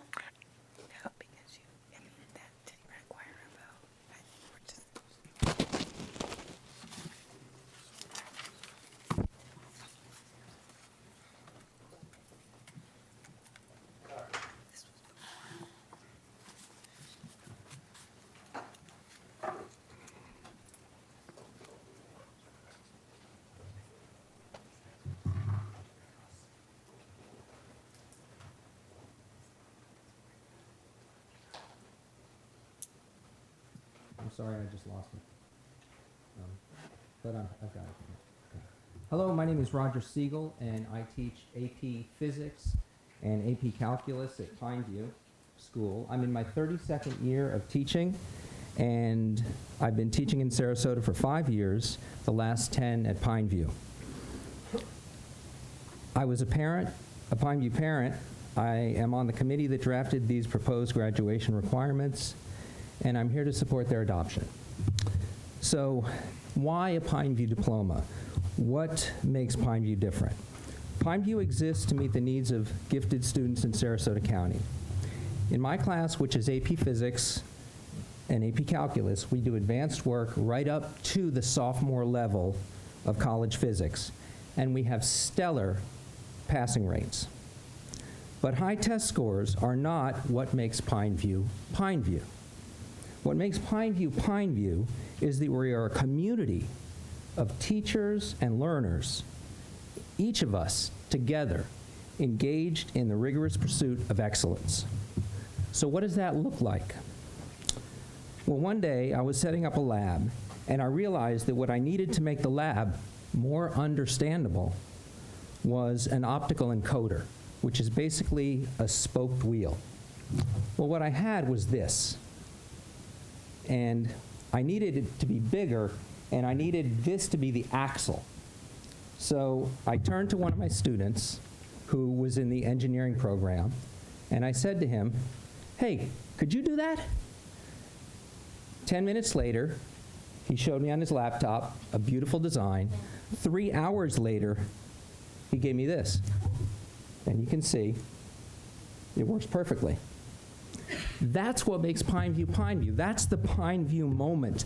I cannot do that with a student who's not on campus. I can't have that kind of interaction. Here's another example. A few years ago, while I was teaching a unit on sound, several of my students who were in the jazz band brought their instruments into the classroom and played for us. We got to talk about acoustics, music theory, the psychology of music. It was amazing. That's another Pineview moment, and it is impossible if the student is not on campus. Each of these classes, AP Physics, Engineering, and Jazz Band, are courses that in the outline are rigorous courses. Students and teachers working together at high levels across disciplines in math, science, art, engineering, language, and computer science.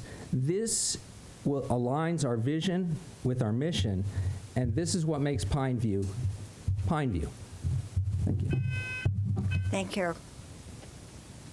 Tara Spielman.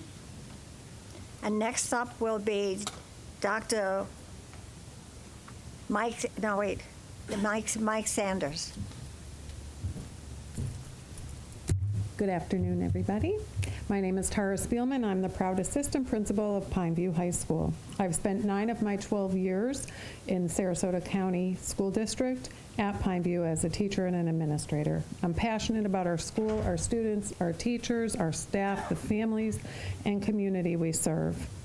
I have been part of this committee since its inception, and I feel there are several pieces of information circulating that requires clarification. One, that stakeholders had little opportunity or little input to the proposal when in fact at any meeting or any takeaway we had, we listened and made rather large changes to our original plan. These changes include asking students to sit for the AP exam as opposed to having to pass an AP exam at the end of the course. Exams must be ordered in the fall, and students do not incur the cost of the exams. We have also included many upper-level music, art, career, and technical education courses, as Dr. Covert mentioned. The one thing that seems to be hanging on with people is they really feel convinced that they need to take AP courses to meet these graduation requirements. I sketched out today a plan and showed a student that you can take no AP classes at all and still meet the 8 rigorous courses on our campus. And also, for those of you that don't live in this world every day, please realize that if you take ENC 1101 and 1102, that counts as 2 rigorous courses that's done in 1 year in 1 class period. Same thing with any semester-long class. And the other thing is that the proposal limits students' choices. One, I really believe when a family comes to our school and submits that application to come to Pineview as an accepted, they are in effect saying, I need this gifted education. My child needs the education that you are providing to us here. And what that means is they need to be with their gifted peers. They need to be under the guidance of teachers who have pedagogy and true understanding of working with children. They are still children all the way up through their high school years. They need enrichment and they need acceleration, and that's what happens on our campus. Still giving them flexibility and choice. I really believe that of all the high schools in the county, we offer the most. We still have dual enrollment. We even asked for more. We have the AP, we have the honors level, we have the CTE. None of that's going away. There are still opportunities to go on FLVS. There are still opportunities to go off campus for dual enrollment. So those things are still in place. Regarding the on-campus coursework, the students, 17 of their 26 credits on campus with their gifted peers. Again, students can self-accelerate. They don't have to take all 4 math credits right in a row in sequence. They can take a class online, because most of our students who do that do want to go even further. They want to take that highest level of differential equations. So we are not thwarting that or stopping that in any way. Thank you very much. Thank you. Dr. Mike Sanders, please. And next up is Jay Skipper. Hi. This is my 12th year as a volunteer at Pineview. I started out as helping with math for 3rd graders, some high school students, and a lot of the teachers. Became Volunteer of the Year. Nice award. I was on the board of directors for the foundation of Pineview for several years. And now I'm a member of the School Advisory Council at Pineview. So I indeed have Pineview in my blood. And I've been listening very carefully because I was an administrator in New Jersey at the public school level. And then I went to be an administrator at Blair Academy, a college prep school in New Jersey. And finally, moving over to Nashville, I went to the Curry Ingram Academy and worked with students with learning differences, ADHD, anger management, some autistic syndrome students. So I've had a diverse background in that level. But when I came to Pineview and saw what was going on, and not only saw what was going on, but by being there working with the students and teachers, I got to see what kind of community it was. And it's a very passionate community. These teachers, with their endorsement for gifting, that's a major difference, and we can't pass that up because that's something that we don't have in all the schools, and it's quite extraordinary to have that opportunity for the students. There are 2 major areas I'm going to pull on here. One is that I'm going to emphasize again, as Dr. Covert mentioned, that these are minimum requirements. And quite frankly, looking at the 17 out of 26 on campus, they could still go online, they can still go off campus for many classes. So it really is not restrictive. And it's interesting, one of the members of our council, who's one of the senior class officers that's part of the group, mentioned that the 8 rigorous classes, that's chump change. That's really nothing. Dr. Covert mentioned that when they were doing the review, they found 10, 14 rigorous classes at a lot of the schools. So 8 is easily doable. The benefit to students. This is kind of hit me hard here because when I was working my way through my PhD program, I had a lot of independence. I was able to do a lot of independent programs, not be in the classroom. Thank you. One last statement. The classroom, where I was with my students that were doing their PhDs, with the professors, was the place to be. Thank you. That's what I love. Thank you. Jay Skipper. And next up is Rosanna Catalano. Hi, I'm Dr. Jay Skipper. I spent 8 years as a Pineview student. I'm a Pineview graduate. I've also spent 14 years as a teacher at Pineview School, AP Chemistry, AP Physics, and some other chemistry classes. I also work on online teaching forum platforms such as Khan Academy and Osmosis. I've made over 400 teaching videos that have been used around the world, have millions of hits on YouTube. During my time as a student and as a teacher, I have to paraphrase Wilma Hamilton here because I think she's absolutely correct. What I have learned is that 3 things working together are what make Pineview special. You have to have gifted students, you have to have high levels of difficulty in your content, and you have to have experienced teachers to help the students through that level of difficulty. And I've seen this work for many, many years. I get hundreds of emails from former students telling me that this formula, which is unique to Pineview, works extremely well. And this morning, I opened up my email and I found another email from someone saying the same thing. And I just wanted to read a paragraph to you. Dear Dr. Skipper, I know it's been a long time, but I hope all is well with you at Pineview. I don't know if you remember me, but I took AP Physics C with you in the 2015-16 year and attended FSU for piano performance after graduation.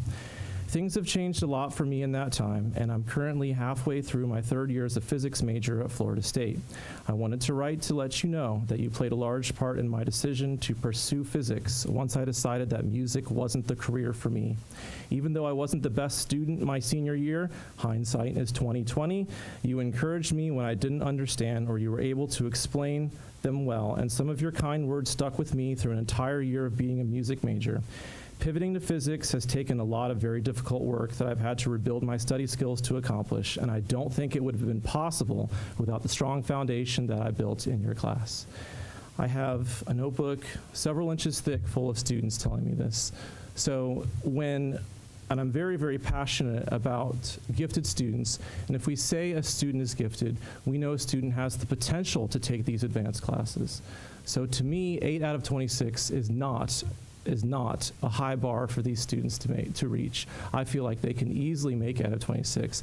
I'm also the first person to say, don't do all 8 out of 26 in 1 year. Don't take 5 APs. I'm the first person to say that. Not everyone has to sign up for AP Chemistry with me or AP Physics with someone else. If someone is gifted in another area, I believe that this platform that Pineview is trying to adopt allows them to take other tracks. And no one has to suffer needlessly in AP Chemistry, although 2 of my students are in the audience. So in conclusion, I feel that being gifted means you have the potential to do this. And I have seen students benefit in my over 20 years at Pineview. Thank you very much. Thank you. Roseanne Catalano, please. And next is Vinay. Can't reach your last name right now. Thank you. First, I'd like to suggest that we all consider the issues of on-campus classes and the 8 rigorous courses separately, because I believe the Pineview campus is a very special place and students benefit from all the opportunities they can possibly take there. The 8 rigorous classes, I go back to why. Why are we doing this? And I'm going to tell you right now, I threw out my notes because I have a lot of things to say now. That is an achievement standard. Children get into Pineview because of their giftedness, which is tested, however poorly, through IQ, and that's done when they are admitted. That is what qualifies them to be there. That is what makes their brain different and makes them require a different kind of education. Setting an achievement bar at any point in their education that may result in them being kicked out of their appropriate educational environment is what? How does it benefit them? It doesn't matter when.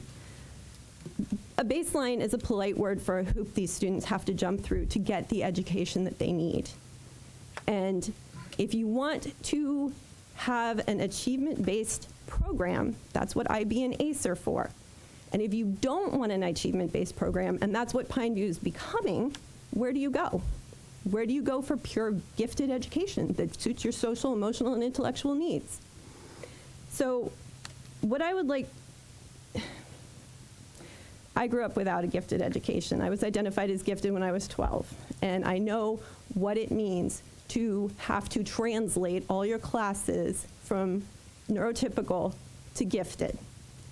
I don't want that for any gifted child in this county, whether they are socioeconomically disadvantaged, whether they're so highly and profoundly gifted that not even Pineview satisfies them. I do not want that for any gifted student. And gifted is something that you are born with. You do not achieve it by the classes you take. I'm done. Thank you. Thank you. Vinay Kanuka.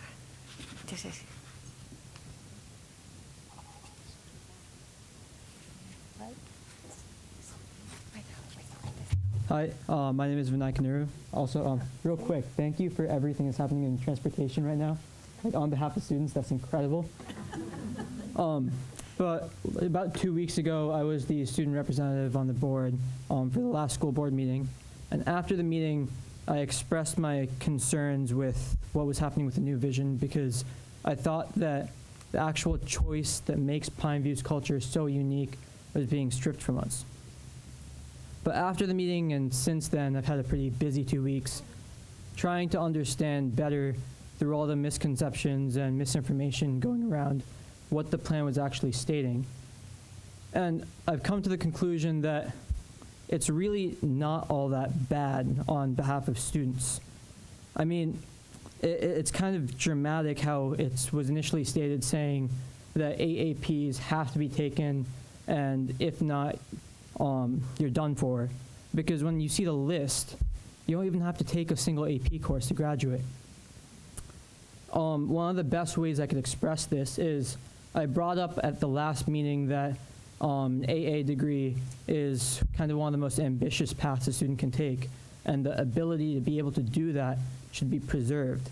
And earlier today, I met with Mrs. Spielman, and we went through whether the AA degree was still possible, and doing the math, it actually still is. So given that, I have to say that as long as the plan stays the way it is written out in the paper right now, it is beneficial to students. Thank you. Thank you. Annie Copsey, please. And next up is David Graham.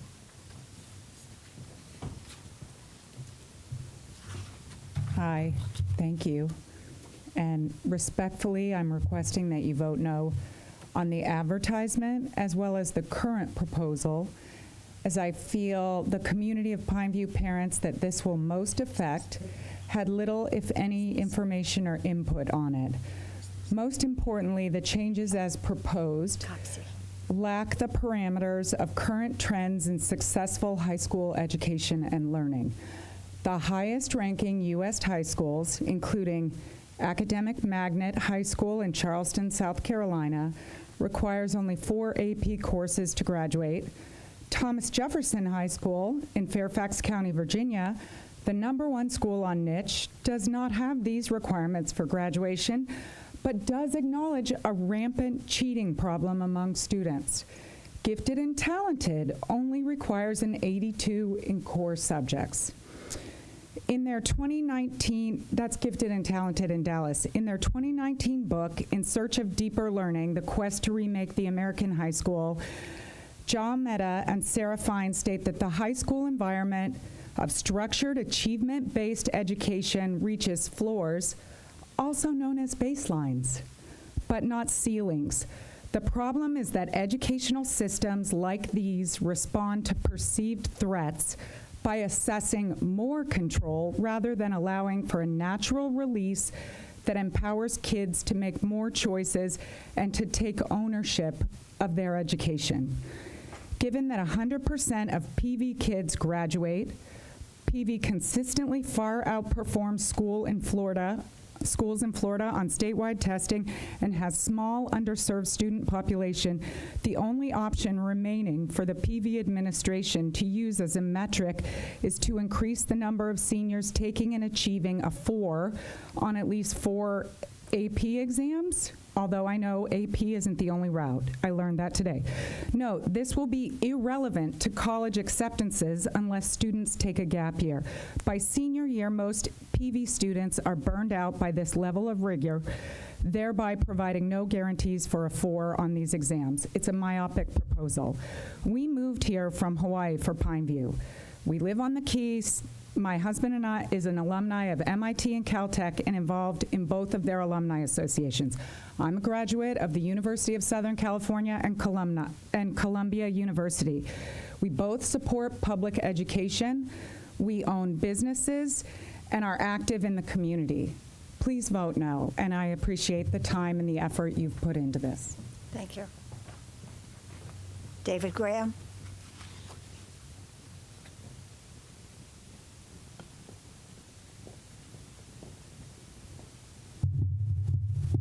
Superintendent Cochran, board members, Ms. Alexander, thank you so much for letting me speak this afternoon. For 35 years, I've bragged about being a Riverview High School graduate and how wonderful my experience has been being a person that graduated from Sarasota County Schools. My very best friend for 35 years has gently reminded me he graduated Pineview and takes every opportunity to remind me that.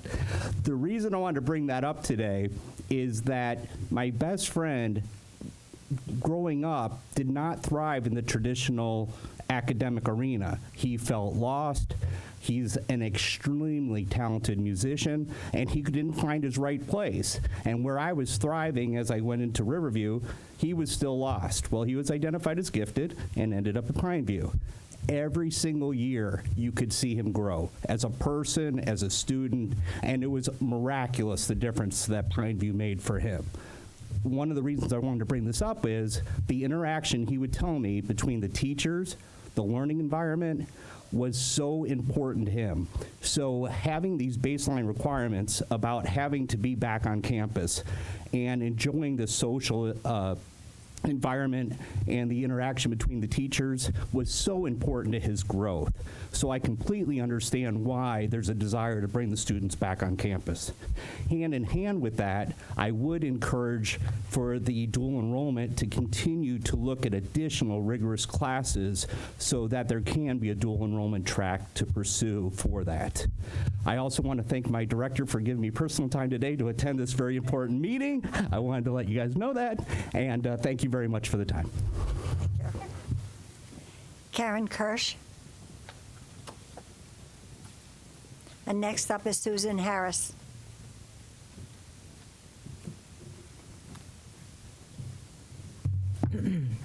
Good afternoon. My name is Karen Kirsch, and I'm a Pineview alumna, volunteer, and parent.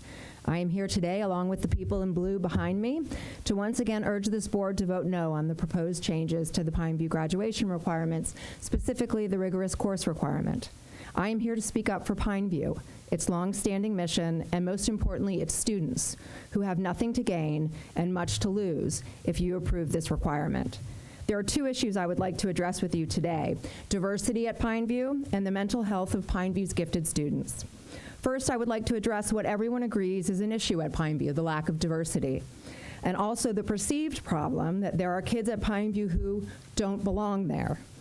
If approved, the proposals before you would make the first issue worse and do nothing to address the second. The wealthy and mostly white parents who can pay private psychologists to have their kids qualify for Pineview are also the ones who can pay for tutors so that their kids can take and survive the required rigorous courses. However, the kids who get into Pineview because they are in fact gifted, but are at the lower end of the socioeconomic scale and therefore lack those resources, are the ones who will suffer under the proposals. If the committee and the school board are truly interested in increasing diversity at PV and ensuring that only gifted kids are enrolled there, they will focus on the identification process, not the graduation requirements. Next, I'd like to talk about the increased pressure these proposals will place on our kids. All of the current research about high school kids in general, and gifted kids in particular, indicates that we should be looking for ways to decrease the stress and pressure caused by unnecessarily high and in some cases unrealistic expectations. Colleges are rethinking their emphasis on standardized testing, admissions offices are moving to holistic approaches, And even the College Board, inventors and owners of the AP curriculum, have stepped back from encouraging kids to take as many AP classes as possible, while the National Academies of Sciences, Engineering, and Medicine recently added kids in high-achieving schools to their list of at-risk groups, along with kids living in poverty and those with incarcerated parents. Put simply, the proposals are contrary to the current research and trends in gifted education. When my oldest son was registering for his senior year classes at PV and wanted to take 4 or 5 AP classes, I had a conversation with the college counselor at Pineview, and he told me something that has stayed with me. He said, he doesn't need to do that, Karen, to get to where he wants to go. Jack's job is to protect his GPA, and sometimes our job is to protect him from himself and to give him an off-ramp. You see, my son's goal was not to go to an Ivy League school. No, he was aiming higher. He wanted to be a Gator. And he needed to know that there was an off-ramp from the high-pressure highway always swirling around the kids at Pineview that would still get him exactly where he wanted to go. I urge you not to close that off-ramp to Pineview students. Please hit pause on these proposals, vote no, get the data, and let the Pineview community into this process with our questions and concerns. Please end when you hear the bell, when you hear the buzzer. I would ask you to please do that.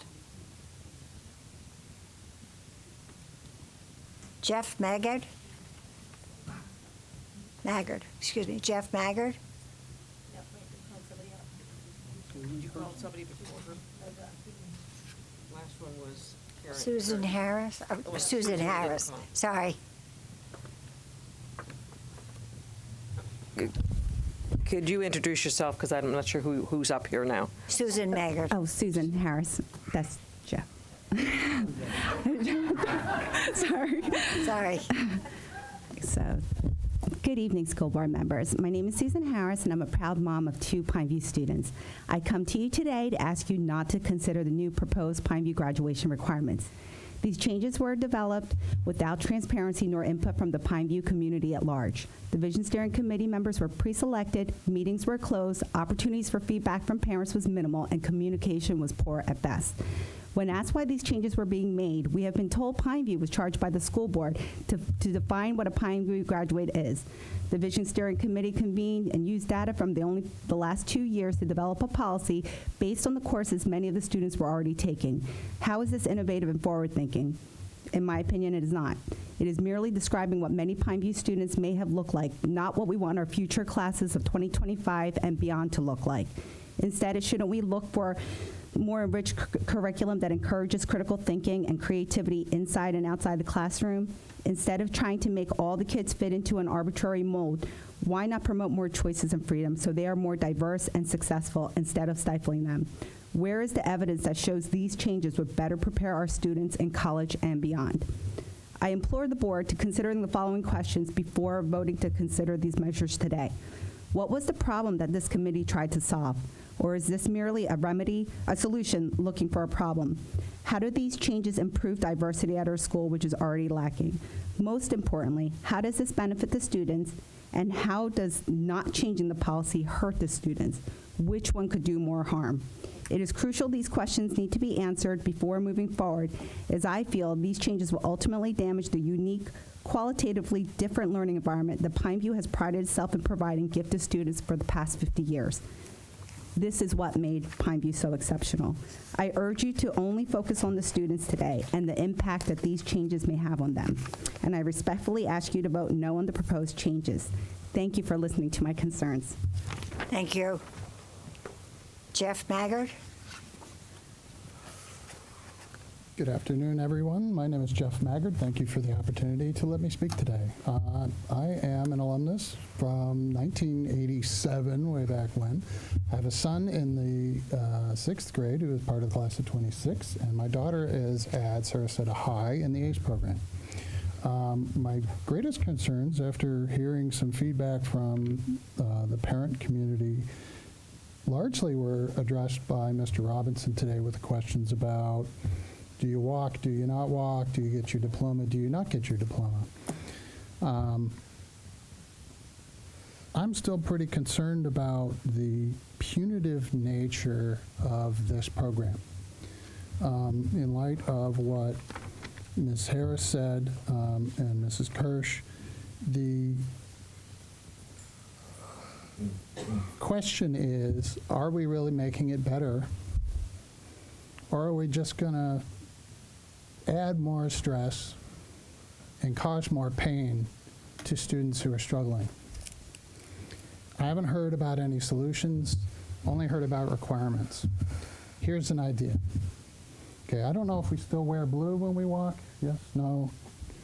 We wore blue gowns. I think a cum laude type of an award would be wonderful for this kind of a program, where you walk with the golden yoke. Those who don't make those requirements do not. They still walk. You solve the walk problem, okay? There's still a huge incentive to have that gold yoke around your gown. Yeah, trust me, when everybody is up on the stage. And there's only one or two every 2 or 3 years. That's going to give them a big push. That's what you want. You want to push them. You don't want to cut them off at the knees, okay? The kids are going to struggle. They're going to be stressed. My senior is stressed, okay?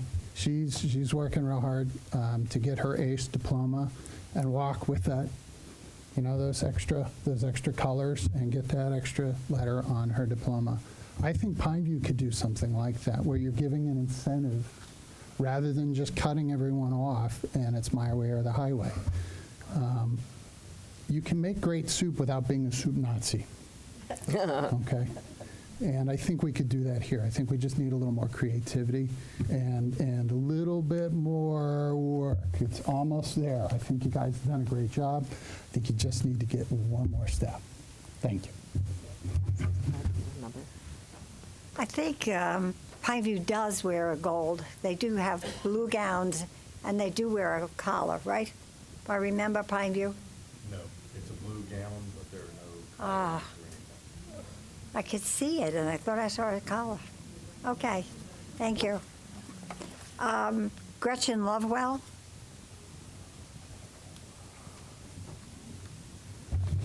Thank you, Superintendent and the board, for listening to our concerns today. The mission of Pineview School is to provide a qualitatively different learning environment that nurtures a passion for intellectual curiosity, encourages risk-taking, independence, and innovation, and is committed to a tradition of academic excellence and social responsibility. The National Center for Gifted and Talented note that gifted students generally have an unusual talent in one or occasionally two of 6 different areas of giftedness. Those areas are creative thinking, general intellectual ability, specific academic ability, leadership abilities, psychomotor abilities, and the visual and performing arts. They also note that no child will be gifted in all 6 areas, but some may be gifted in more than one. Furthermore, within the area of specific academic ability, students will usually only have 1 or 2 subjects at what they're best in and passionate about. The proposed requirements will strip our kids of the qualitatively different learning environment that nurtures a passion for intellectual curiosity that the Pineview mission itself states and that our children deserve. It puts the sole focus on high-achieving academics. Any parent or educator of a gifted student is well aware of the data reflecting that gifted kids tend to have higher anxiety rates, perfectionism, and a heightened sensitivity to their own expectations and the expectations of others. These changes will not only increase the pressure our kids already face, it will also impact the overall mental health of our children. The school administration has not well communicated these changes with the parents. No email, no robocall, no text. I have, however, received 3 about the Pinnacle. Pushing these requirements through, especially when many parents were not aware or maybe only found out today through the Herald Tribune, is reprehensible. Please consider the well-being of all of our gifted students, not just those high-achieving in academics, and vote against these changes. Thank you very much for your time. Thank you. Debbie Wolfinger?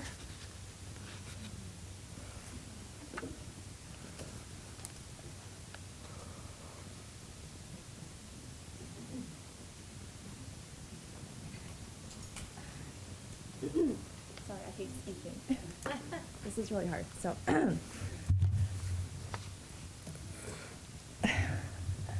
hello, my name is Debbie Wolfinger. My daughter is in the class of the 2025, which is the first to be affected by these changes. I am on the PVA board and the shared decision-making team. My husband currently teaches AP History at Pineview School and has been there for 23 years. This is the first time I've ever come to speak in front of the school board. I do not want to be here. This is nothing personal. I am here strictly because I do not agree with these policy changes. When I found out this vote was going to happen today, I reached out to fellow parents, many who did not know about this, in a few days. I think I've talked to more people than any of the parents that are on that committee in the last few days. And I have received 40 emails and letters that I have given copies to all of you in that short time. There are 2 proposed changes. The first is having core classes taught on campus. The second is the 8 rigorous courses required by Pineview Diploma. I'm not opposed to that first change on campus. I'm strictly speaking on the 8 rigorous courses. And in regards to that, how do these graduation directly benefit our kids? I have asked the steering committee members numerous times that specific question. You should be able to answer it after 18 months. I have heard comparisons to Riverview IB and ACE programs. Those students choose to enter those programs and actually get benefits as colleges that recognize this designation. There's no recognition for these 8 rigorous courses. Just a penalty if not completed. There's been no data nor feedback from guidance nor the college resource teacher, whom should be the biggest voice in this. To the students here that are supporting this, speaking of it, I ask you, how has Pineview not prepared you for college? How would this restriction have helped you? Otherwise, why are you here fighting for the 8 rigorous courses that affects my child and the rest?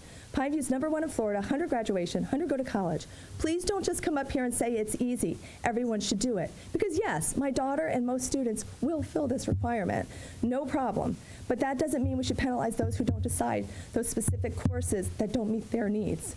To say the list will fill every student is impossible. Every Pineview student is unique. There are so many reasons when a child may have to take a pause on their rigorous courses. Their parent dies, a sibling dies, mental health, parents are divorcing, and physical health issues. Can I please make a suggestion? I like your suggestion. I suggest you take these separate. Do not vote this now because it's not clear. The 8 rigorous courses, you've done a lot of work, use it, but make this I'm getting off track, sorry. But give this as a distinction, thank you, at graduation or something like that. Separate, different things to go over. So I ask again, how does this directly, and if you can't answer that, you should not let this go. Why do another 30 days of people getting mad? And I love Pineview, go Pythons. Thank you.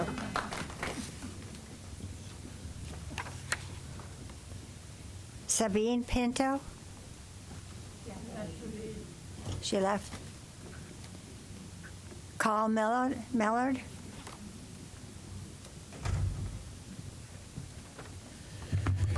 Good afternoon, early evening now, everyone. My name is Carl Millard, and I'm a senior at Pineview. I've been going to Pineview since 8th grade, and over the course of my time in high school, I've taken approximately 12 rigorous courses, maintained A's for every semester, been in the top 10 bracket for GPA, and become a national merit semifinalist. The implementation of an 8 rigorous course requirement will not only be detrimental to students, but also to what Pineview has represented since its founding. Speaking on my accomplishments, my class schedule these past 4 years has not been conducive to a healthy childhood, what it should be. I've spent many days going home and doing homework until I go to bed late, eating dinner in my room, and skipping extracurriculars to make it work. Even worse has befallen many of my peers. The usage of substances increasing every year as students who aren't test machines load up on AP courses simply because that is the unspoken, and what the passage of this would call for, spoken message of what is necessary. This is to say that happiness is simply not a factor when it comes to taking a rigorous course load. A study by Willis Towers Watson reported that 57% of workers feeling stressed also noticed a decrease in productivity, with another study by Cornerstone finding 68% of employees reporting decreased productivity as a result of work overload. This requirement will not only greatly increase the stress on students, but very likely cause a drop in productivity as well. The college admissions process is simply not only course loads and test scores anymore. Every single college now very much stresses the holistic approach to their decisions, negating the argument that the only way to go to excellent institutions is taking the hardest classes at the highest rates. This change would most negatively affect the population which Pineview has always been a sanctuary for, the kids who aren't gifted at math or science but who excel in other fields. The idea of falling short by one class requirement and not being allowed to walk at graduation would also be humiliating and mentally damaging to those who are suddenly told by their school that they simply are not good enough. From the perspective of a student, this is just a move to try and increase the school rankings with no regard for the consequences to those who make it happen. It is also the students. It is also disheartening to see an institution which has previously championed the ideas of learning and self-development cast aside those in the pursuit of some arbitrary ranking which Pineview has already performed extremely well, and despite there being zero requirement. To propose the idea that this would only affect a small population and therefore is okay is ignorant. If you choose to terminate a minority in a change simply because they don't fall into what you specifically see as right, you set a dangerous precedent. It's often said that we stand on the shoulders of giants, but this would essentially be pushing off some students into the void of failure. Thank you for your time and dedication to the pursuit of learning. I hope you take everything into consideration today and make the decision to vote no. Thank you. I would stay longer and talk, but I've got homework to do. Thank you. David Nezalek.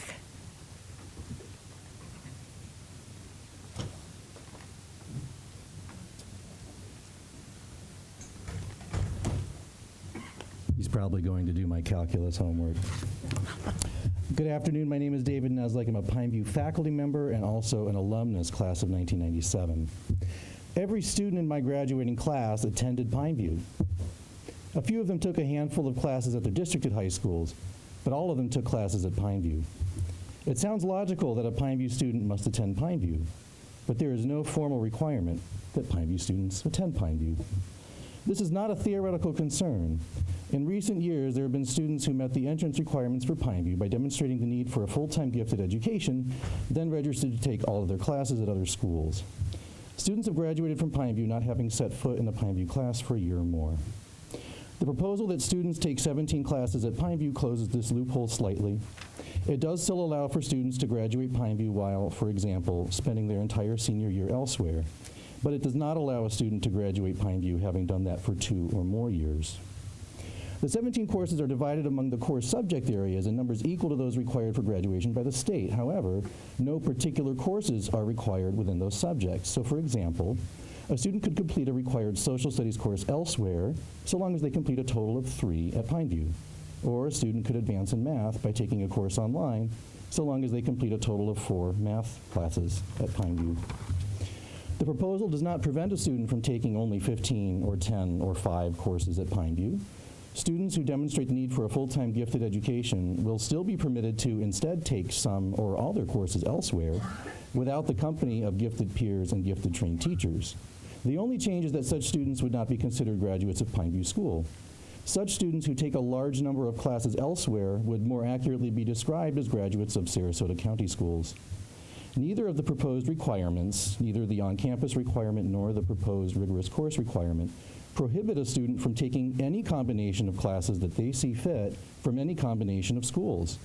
The proposal merely states that such students would be considered a graduate of the county schools rather than a single school.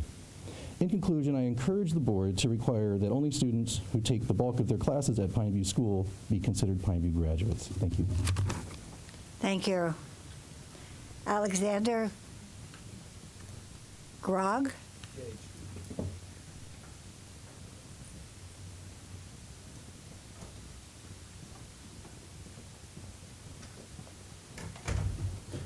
Hello, I am Alexander Gage. I am the member of the School Advisory Council that previously said that these classes were very easy to get the AP requirements, but I have not been at Pineview for my entire career. I have not been here since 2nd grade. I was in 2nd grade a place where there were very low standards and there was no baseline, and there's a reason that I'm not there anymore. The thing is, setting a baseline, some might think that it reduces the amount of options a student has, but what it really does is sets a challenge that Pineview students love to exceed. The thing is, if you aren't challenged, if you aren't pushed, you get lazy. And while I do agree that there are some schedules that are too intense, 8 AP classes is not too intense. It's quite easy to accomplish, and I imagine most current juniors are accomplishing this before their senior year, and I was almost at the level where I was accomplishing it before my senior year. So it is really not a significant challenge. And some parents may ask why, that if it is not a significant challenge, it be done in the first place. And the reason's pretty simple. If there's a student that's taking all base or honors classes either online or at a non-Pineview school, are they really a Pineview graduate? Because I don't think they are. That's the thing, is I've put in a lot of work for Pineview, for my curriculum, as has every other student who's spoken and all the students that aren't speaking. But there's people that are walking the same stage as me. They've done all the work online and have not taken very many intensive courses. And again, 8 intensive courses is not much. And they do not have to be AP courses. So it's pretty simple. It sets a baseline and pushes students to exceed and well exceed that baseline. Thank you. Thank you.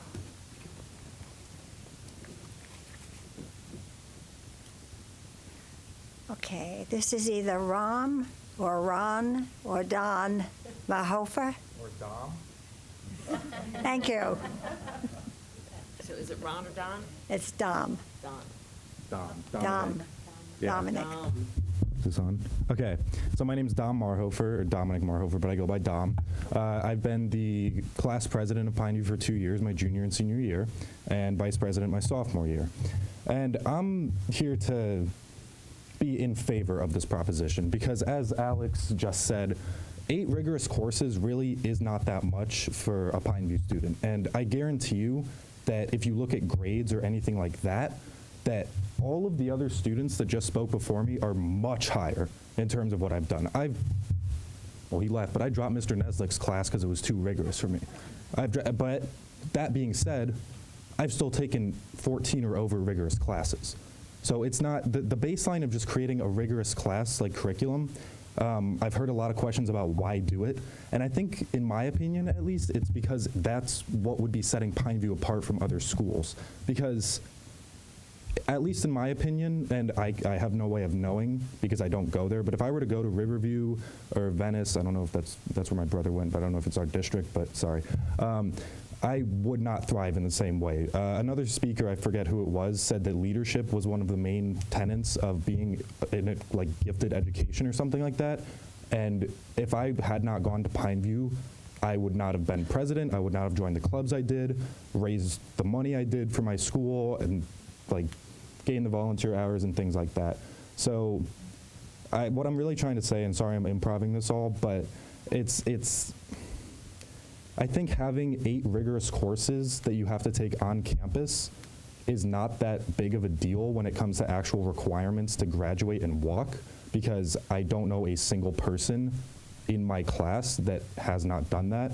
And another thing is that the same person was going over what makes a gifted student, and going over this, because I had my speculations at first as well when I first heard this, but going over this with Dr. Covert and everyone else, if let's say you're good at art or music or math or English or anything like that, you could take whatever route you actually want to and still satisfy the requirements. There's nothing that's stopping you from doing that. It's not like it's solely a math curriculum or solely APs or things like that, because you could, as people said, take 0 APs and still satisfy every single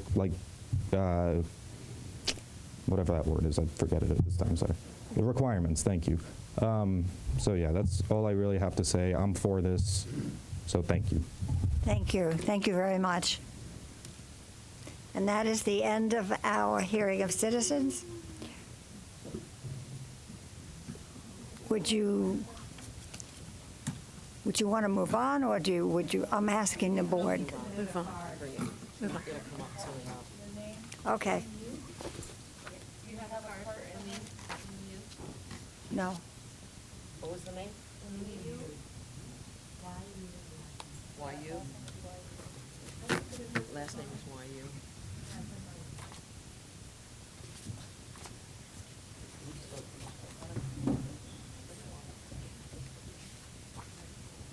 Hang on a minute, because I called someone and they weren't here.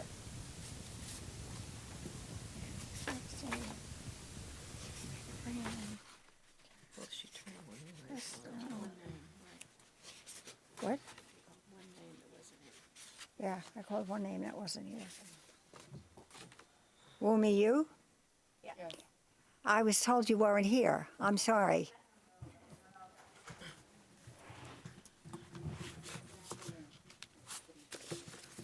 My name is Amy Yu. I'm a parent of 2 Pineview students, a 9th grader and a 6th grader. I'm completely invested in the education of my children, and I serve as a board member on the Pineview Association. It is with great disappointment that I stand before this board as a parent, as a volunteer of the year, and a Pineview Association board member, because I truly believe that we're missing this monumental opportunity to secure the future of Pineview School. The 50th anniversary marked an incredible opportunity for a school to task a vision for the future of Pineview. And yet, it is my opinion that this steering committee have created a guideline that is restrictive and far from being visionaries for all gifted learners. The vision of the school should be one that supports learners, expect excellence from both students and faculty, and not one that requires more and more rigor. Rigor does not equate excellence. The hallmark of our school is a diverse student body of highly gifted learners, and we will fail to support their educational needs when the focus of this proposal is not encouraging excellence, but encouraging more and more rigor. I come to you today and to urge you to consider how these new guidelines are positively impacting the needs of all students. Thank you.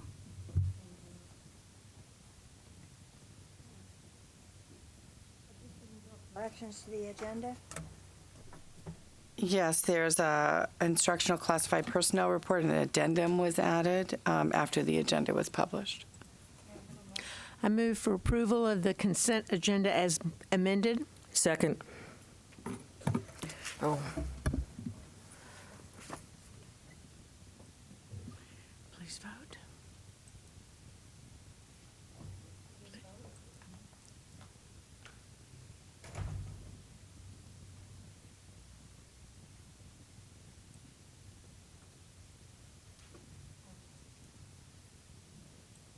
The only one that hasn't voted. So I vote aye, so therefore it's 5-0. Correct. Go back. You didn't vote. One screen ahead. We want to go back to the computer to vote. There you go. I know, one screen, I know it was one screen ahead. Yeah, you want to hit, you're for this, right? Yes. So you hit for, and then confirm. And you can see right here that we have yes. Glory, it's going to be late. Sorry, I was ahead of the computer. All right, so you're going to announce it passed 5-0. Yes, I did. The item passes 5-0. Item 43, I move that recommend that the board approve the advertisements of changes to the 2019-2020 student progression plan as presented. Second. Please vote. Wait, before we speak. Discussion? I have a few questions for clarification from Dr. Covert.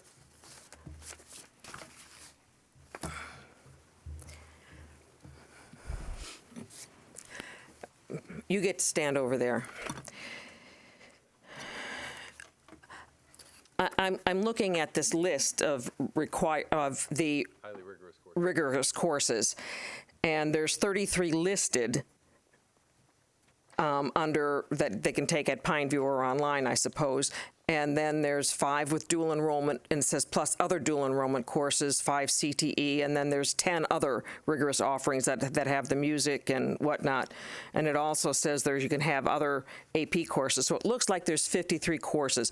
When we ask for 8 courses, is that the same as 8 credits? Because I'm looking at world history and U.S. history being listed as courses, and I think they said the English 1101 and 1102, those are 2 courses, but they're half a year, so they're only half a credit. So are you asking, is courses and credit the same, or can you? I understand your question, and in Ms. Spielman's comments, she referenced, for example, ENC 1101 and 1102, that would count as 2 of the 8. So a lot of these people who are thinking they need 2 whole rigorous courses each year, it's because I mean I think that because a lot of these courses that I'm looking at, because world history and U.S. history And I don't know which other ones are required, but if you could look at, because you've got language here, a language course is a required course anyway. So to say that's I mean, I think if you take away those required courses that you have to have, I mean, I think you're left with 4 or 6 additional rigorous courses, because I would believe, I mean, or is there a non-rigorous world history course you can take at Pineview? The honors level of that course. Well, the honors level is rigorous too, is it not? Oh, it's not. No, it is not. And for example, AP macroeconomics and microeconomics, even though that's 1 year, you would get 1 check mark that one satisfies, that one class combination satisfies 2 of the 8. Or differential equations and calculus 3. So they can take 1 course and get 2. Satisfy 2. It'll satisfy 2 course requirements. Yeah. I think that sets the limit a little different. All right, then, what's the difference between world history rigorous and world history honors? There are several levels of world history. There's regular world history. And these are defined by course codes in the state course code directory. There's world history, there's world history honors, and then there's AP world history. None of those inherently make them gifted. That comes about with a gifted trained teacher with gifted students in the same place working on that material. The honors level course and the regular level course, those are differentiated in the state course code directory. So 3 different kinds of courses, regular course, honors, and then either an AP or a dual enrollment in the case of calculus 3 or differential equations. So I'm looking at this world history here. So is this world history, regular world history taught by a gifted endorsed teacher, but not honors? Because I would think an honors world history course would be stronger. We don't teach anything at Pineview below honors level. And all of our teachers are either endorsed in gifted education or pursuing their gifted endorsement. And we. So if a student took the world history course in one program or another, they would get a half credit, but it would count for 1 rigorous course. Or is there world history courses that you can take that don't count for rigorous? That's what I'm trying to figure out. You have to take a world history course. So any world history course that you take, will it count for rigorous, or are there only some? The column, Ms. Brown, that you're looking under is the AP column, so that's AP world history. I see. So it's a AP world history. Okay. Thank you. 21092. Everything on that left-hand side, those are all AP courses, and they all are rigorous. So there's 33 AP courses they could take. 32 AP courses, 4 current DE courses. We've asked for 4 more for a total of 8. 5 current CTE courses and 12 performing arts, world language, and post. And is there anything that would prohibit you from, if you were finding you were having problems getting students in all of these, from adding courses to this list? No, as I mentioned, we are requesting from USF that we add 4 more dual enrollment courses for next year, so our list could expand even farther. All right, so you're going to be adding courses to this list? Hopefully. We have already requested that, yes. Thank you. Please vote. Wait, I'm sorry. Let me go back on here. I'm not on queuing. Oh, Mrs. Ziegler. Thank you. And thank you. Well, thank you for Dr. Foote-Covert for answering a lot of our questions. Thank you to all of the public and students who came and spoke. My request, although I know, as I said at the beginning, and I know I mentioned to our superintendent, I believe there are 2 issues that are being melded into one. And if you listen today, you can certainly hear there are 2 issues that are concerning.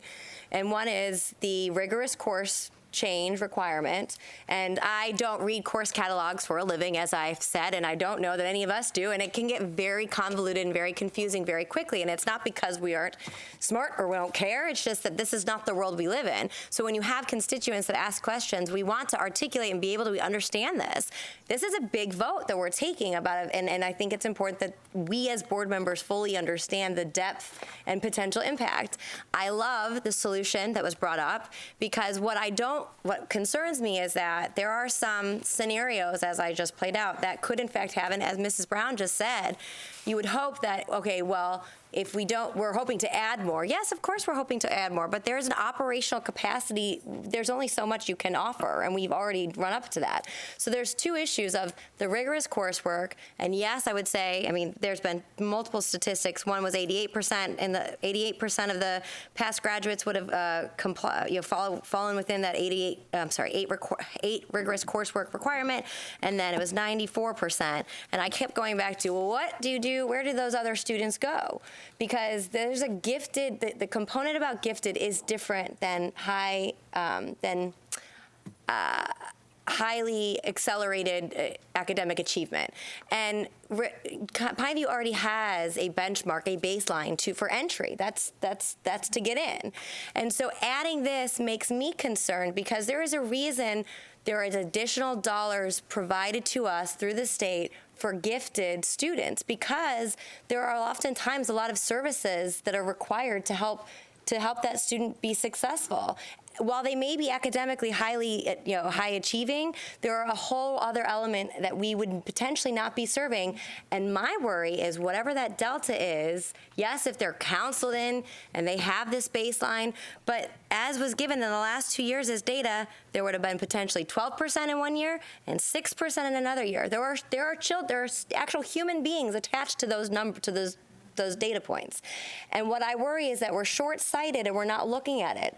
So I'm all for raising the bar, but requiring it concerns me, because I know that there's a bunch of rigmarole that families have to go through to navigate all these different things, and I worry that hijacking it or limiting it will actually have a negative implication.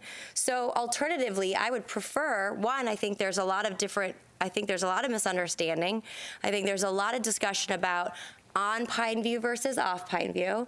And since this is a 2025 impact, which I appreciate it being grandfathered in for all the high school students now, but that we take a moment to fully understand it. I mean, we're advertising it, but anytime we advertise something, we're approving it to advertise, because I approve this in this format, and then it will come back to us for adoption.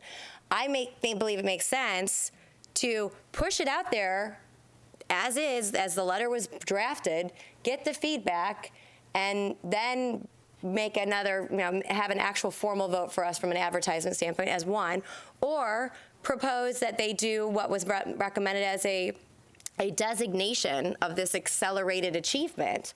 Because I really do worry that, again, I go back to the stats that were offered by the Pineview staff and the committee, which was that 88% would have hit these marks back in the last year, and then 94%. And there are students, and where did they go? Because that gifted environment is what is so special, so much so that we talk about they should not receive the integrity of a Pineview diploma, right? Well, what is that? The environment of gifted, designated, endorsed teachers and understanding and the additional services that are needed. I don't believe this. I think that we need to take a moment and fully understand it. If they want to beta test it for a year and do the designation and see where you go up, that's fine. But when you change graduation requirements, that's a reason it goes in front of the board. This isn't a vision I would applaud any principal to go back and look at their vision and strengthen any organization should do that every time. But when you change graduation requirements, that is a big deal. And that's what we're required to do. And in order to do that, you have to understand what the unforeseen consequences could be. I keep going back to why. Without this change, we will still have organic acceleration, we will still have organic excellence, and all the students will feel empowered to continue to achieve excellence as they have for 50 years. Changing and requiring it could absolutely alienate a subgroup of students that are gifted that have no other place for them to thrive in Sarasota County. So I will be voting no, but I would really like an alternative to postpone this for a better option to take place. Mr. Robinson? I will also be voting no. We've had this young gentleman in the front row. He came up with a rather innovative approach to it. I think we should rework this. I think this needs some tweaking. Another young lady talked about bifurcating some of the issues about rigorous versus doing things on campus. There's a lot of issues that are surrounding that apparently coming up because a lot of the parents are saying they weren't involved in the feedback, which is problematic to me too. So I'm going to be voting no, so that hopefully we'll be able to rework this and find a good solution. To sit up here and say, we don't care what the parents, we don't care what the stakeholders have to say, I don't think that's the right thing. They've made some really cogent, logical arguments that, we need to take into consideration when making this graduation requirement for Pineview. I don't want to belabor the point, but Ms. Ziegler made some really good points, and so I'm going to be voting. I understand what it is that's trying to be done, and I fully support what you're trying to do. But I think sometimes it's the way you go about doing it and how you go about doing it that's important. So I'll be voting against it. Mrs. Brown? I was undecided actually when I came today because I was concerned. But looking at the list of courses, and I one of those issues was the on-campus courses, and I think we've got that pretty well worked out. I'm comfortable with that, and I understand that it is possible, especially if we're going to get some more dual enrollment courses, that you could get an AA degree and a Pineview diploma, if that's what you want. But I've been giving, even though it was a confusing question for me, more comfort knowing that you can take one course and get two. It'll count for two. I mean, because basically it's two courses. You get one full credit because you can get a half a credit, but it count for one rigorous course.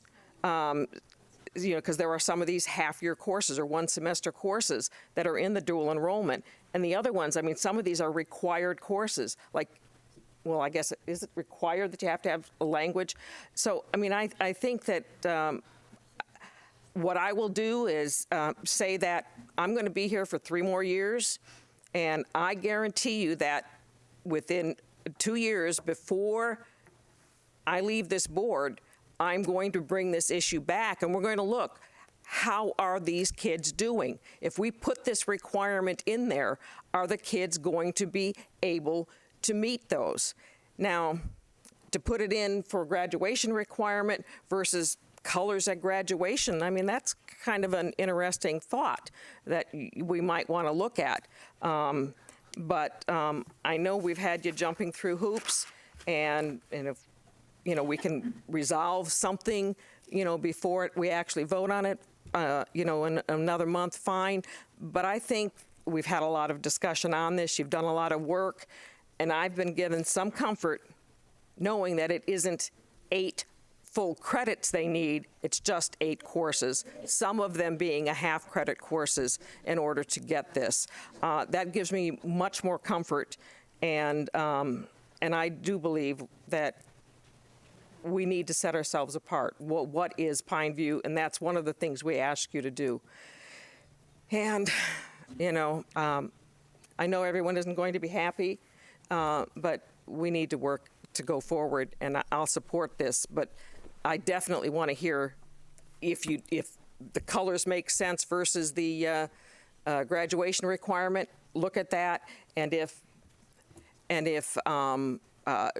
I want to report back in 2 years. I don't want to wait till 2025 to find out that we are going to have a problem. I want to know in 2 years, how is your plan working?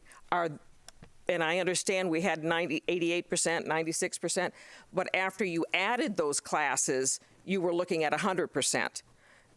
So I think now that we've added these courses and we're going to be adding more courses, I think we'll make it more attainable for all of our students. Mrs. Goodwin?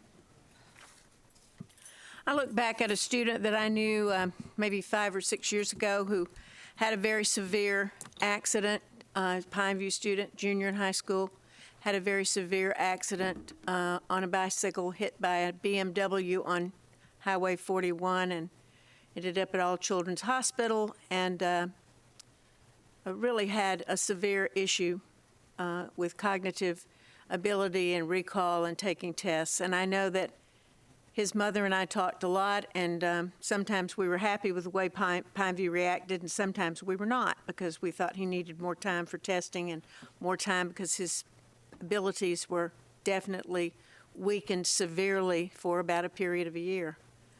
But we were able to get through that, and he was able to graduate on time and with, great change in outlook on life, and graduated from college last year, and has got a big job in Miami now, so I'm really happy about that. That was an exceptional student with special needs, just like divorce and other things that hit our students. And I know that Sonia Figueroa, Albert's my dear friend, is sitting in the back of the room, who probably wants to hide under her desk when I say her name, but she's very much in charge of pupil support services, and we know how important social and emotional learning is to these students, and how important it is that we treat each student specially, particularly those in Pineview. And I happen to have a grandchild at Pineview, and she's a little different, and that's the way it is, and I love her for it.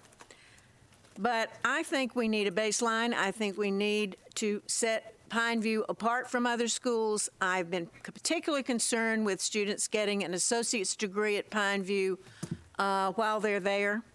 I don't think that is the mission of Pineview. I think dual enrollment courses may be one thing, but an associate's degree is still in another, and that's really how I got involved in looking at this some years ago. I think I will vote for this. I would like to see us have a valedictorian in all schools, which we don't have anymore either. So there's a lot of things around graduation that I would like to see changed, and so forth. But I really think that we need to look at the metrics, and I think we can do that this year and continuing. We can look at the metrics and see what the situation is of our students and come up with some data. Mrs. Ziegler, I know that's a big thing for you, but there's no reason why we can't have some data. We're looking at 2024, 25, and 25, and that's a ways out, but we ought to be able to look at this and develop some metrics and look at it very carefully between now and then. But I will support this because I know how long you all have worked on it, and I think it's important to have that baseline and to let students know what is, to be expected. So that's my thought. Well, I thank you all very much for coming, and I think both sides made good arguments, and I always enjoy listening to the students. The students are the ones that are in there actually doing the classes and doing the work. So I appreciated them coming forward, and I know it's difficult sometimes for students to come forward and to speak to us, but I'm so pleased that they did, and it gave me a better insight into how they're feeling and how they view Pineview and the courses that they're taking. So I will vote in favor of this also. And I appreciate all the time you've taken in trying to make sure that we understand what it is we're voting for. Please vote.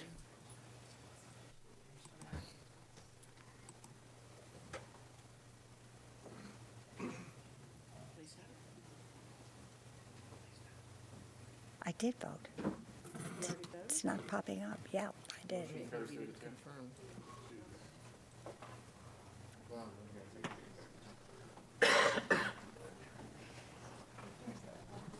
I can see the vote up there. It's not on my computer, so the motion passes 3-2. Is it on your computer?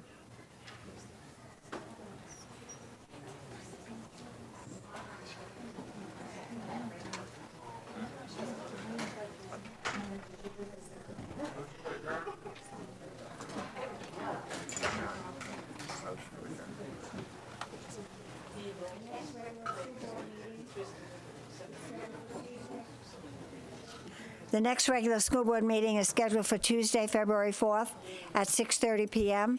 If there are no further communications, we will adjourn. You're out of the chairs already. Okay.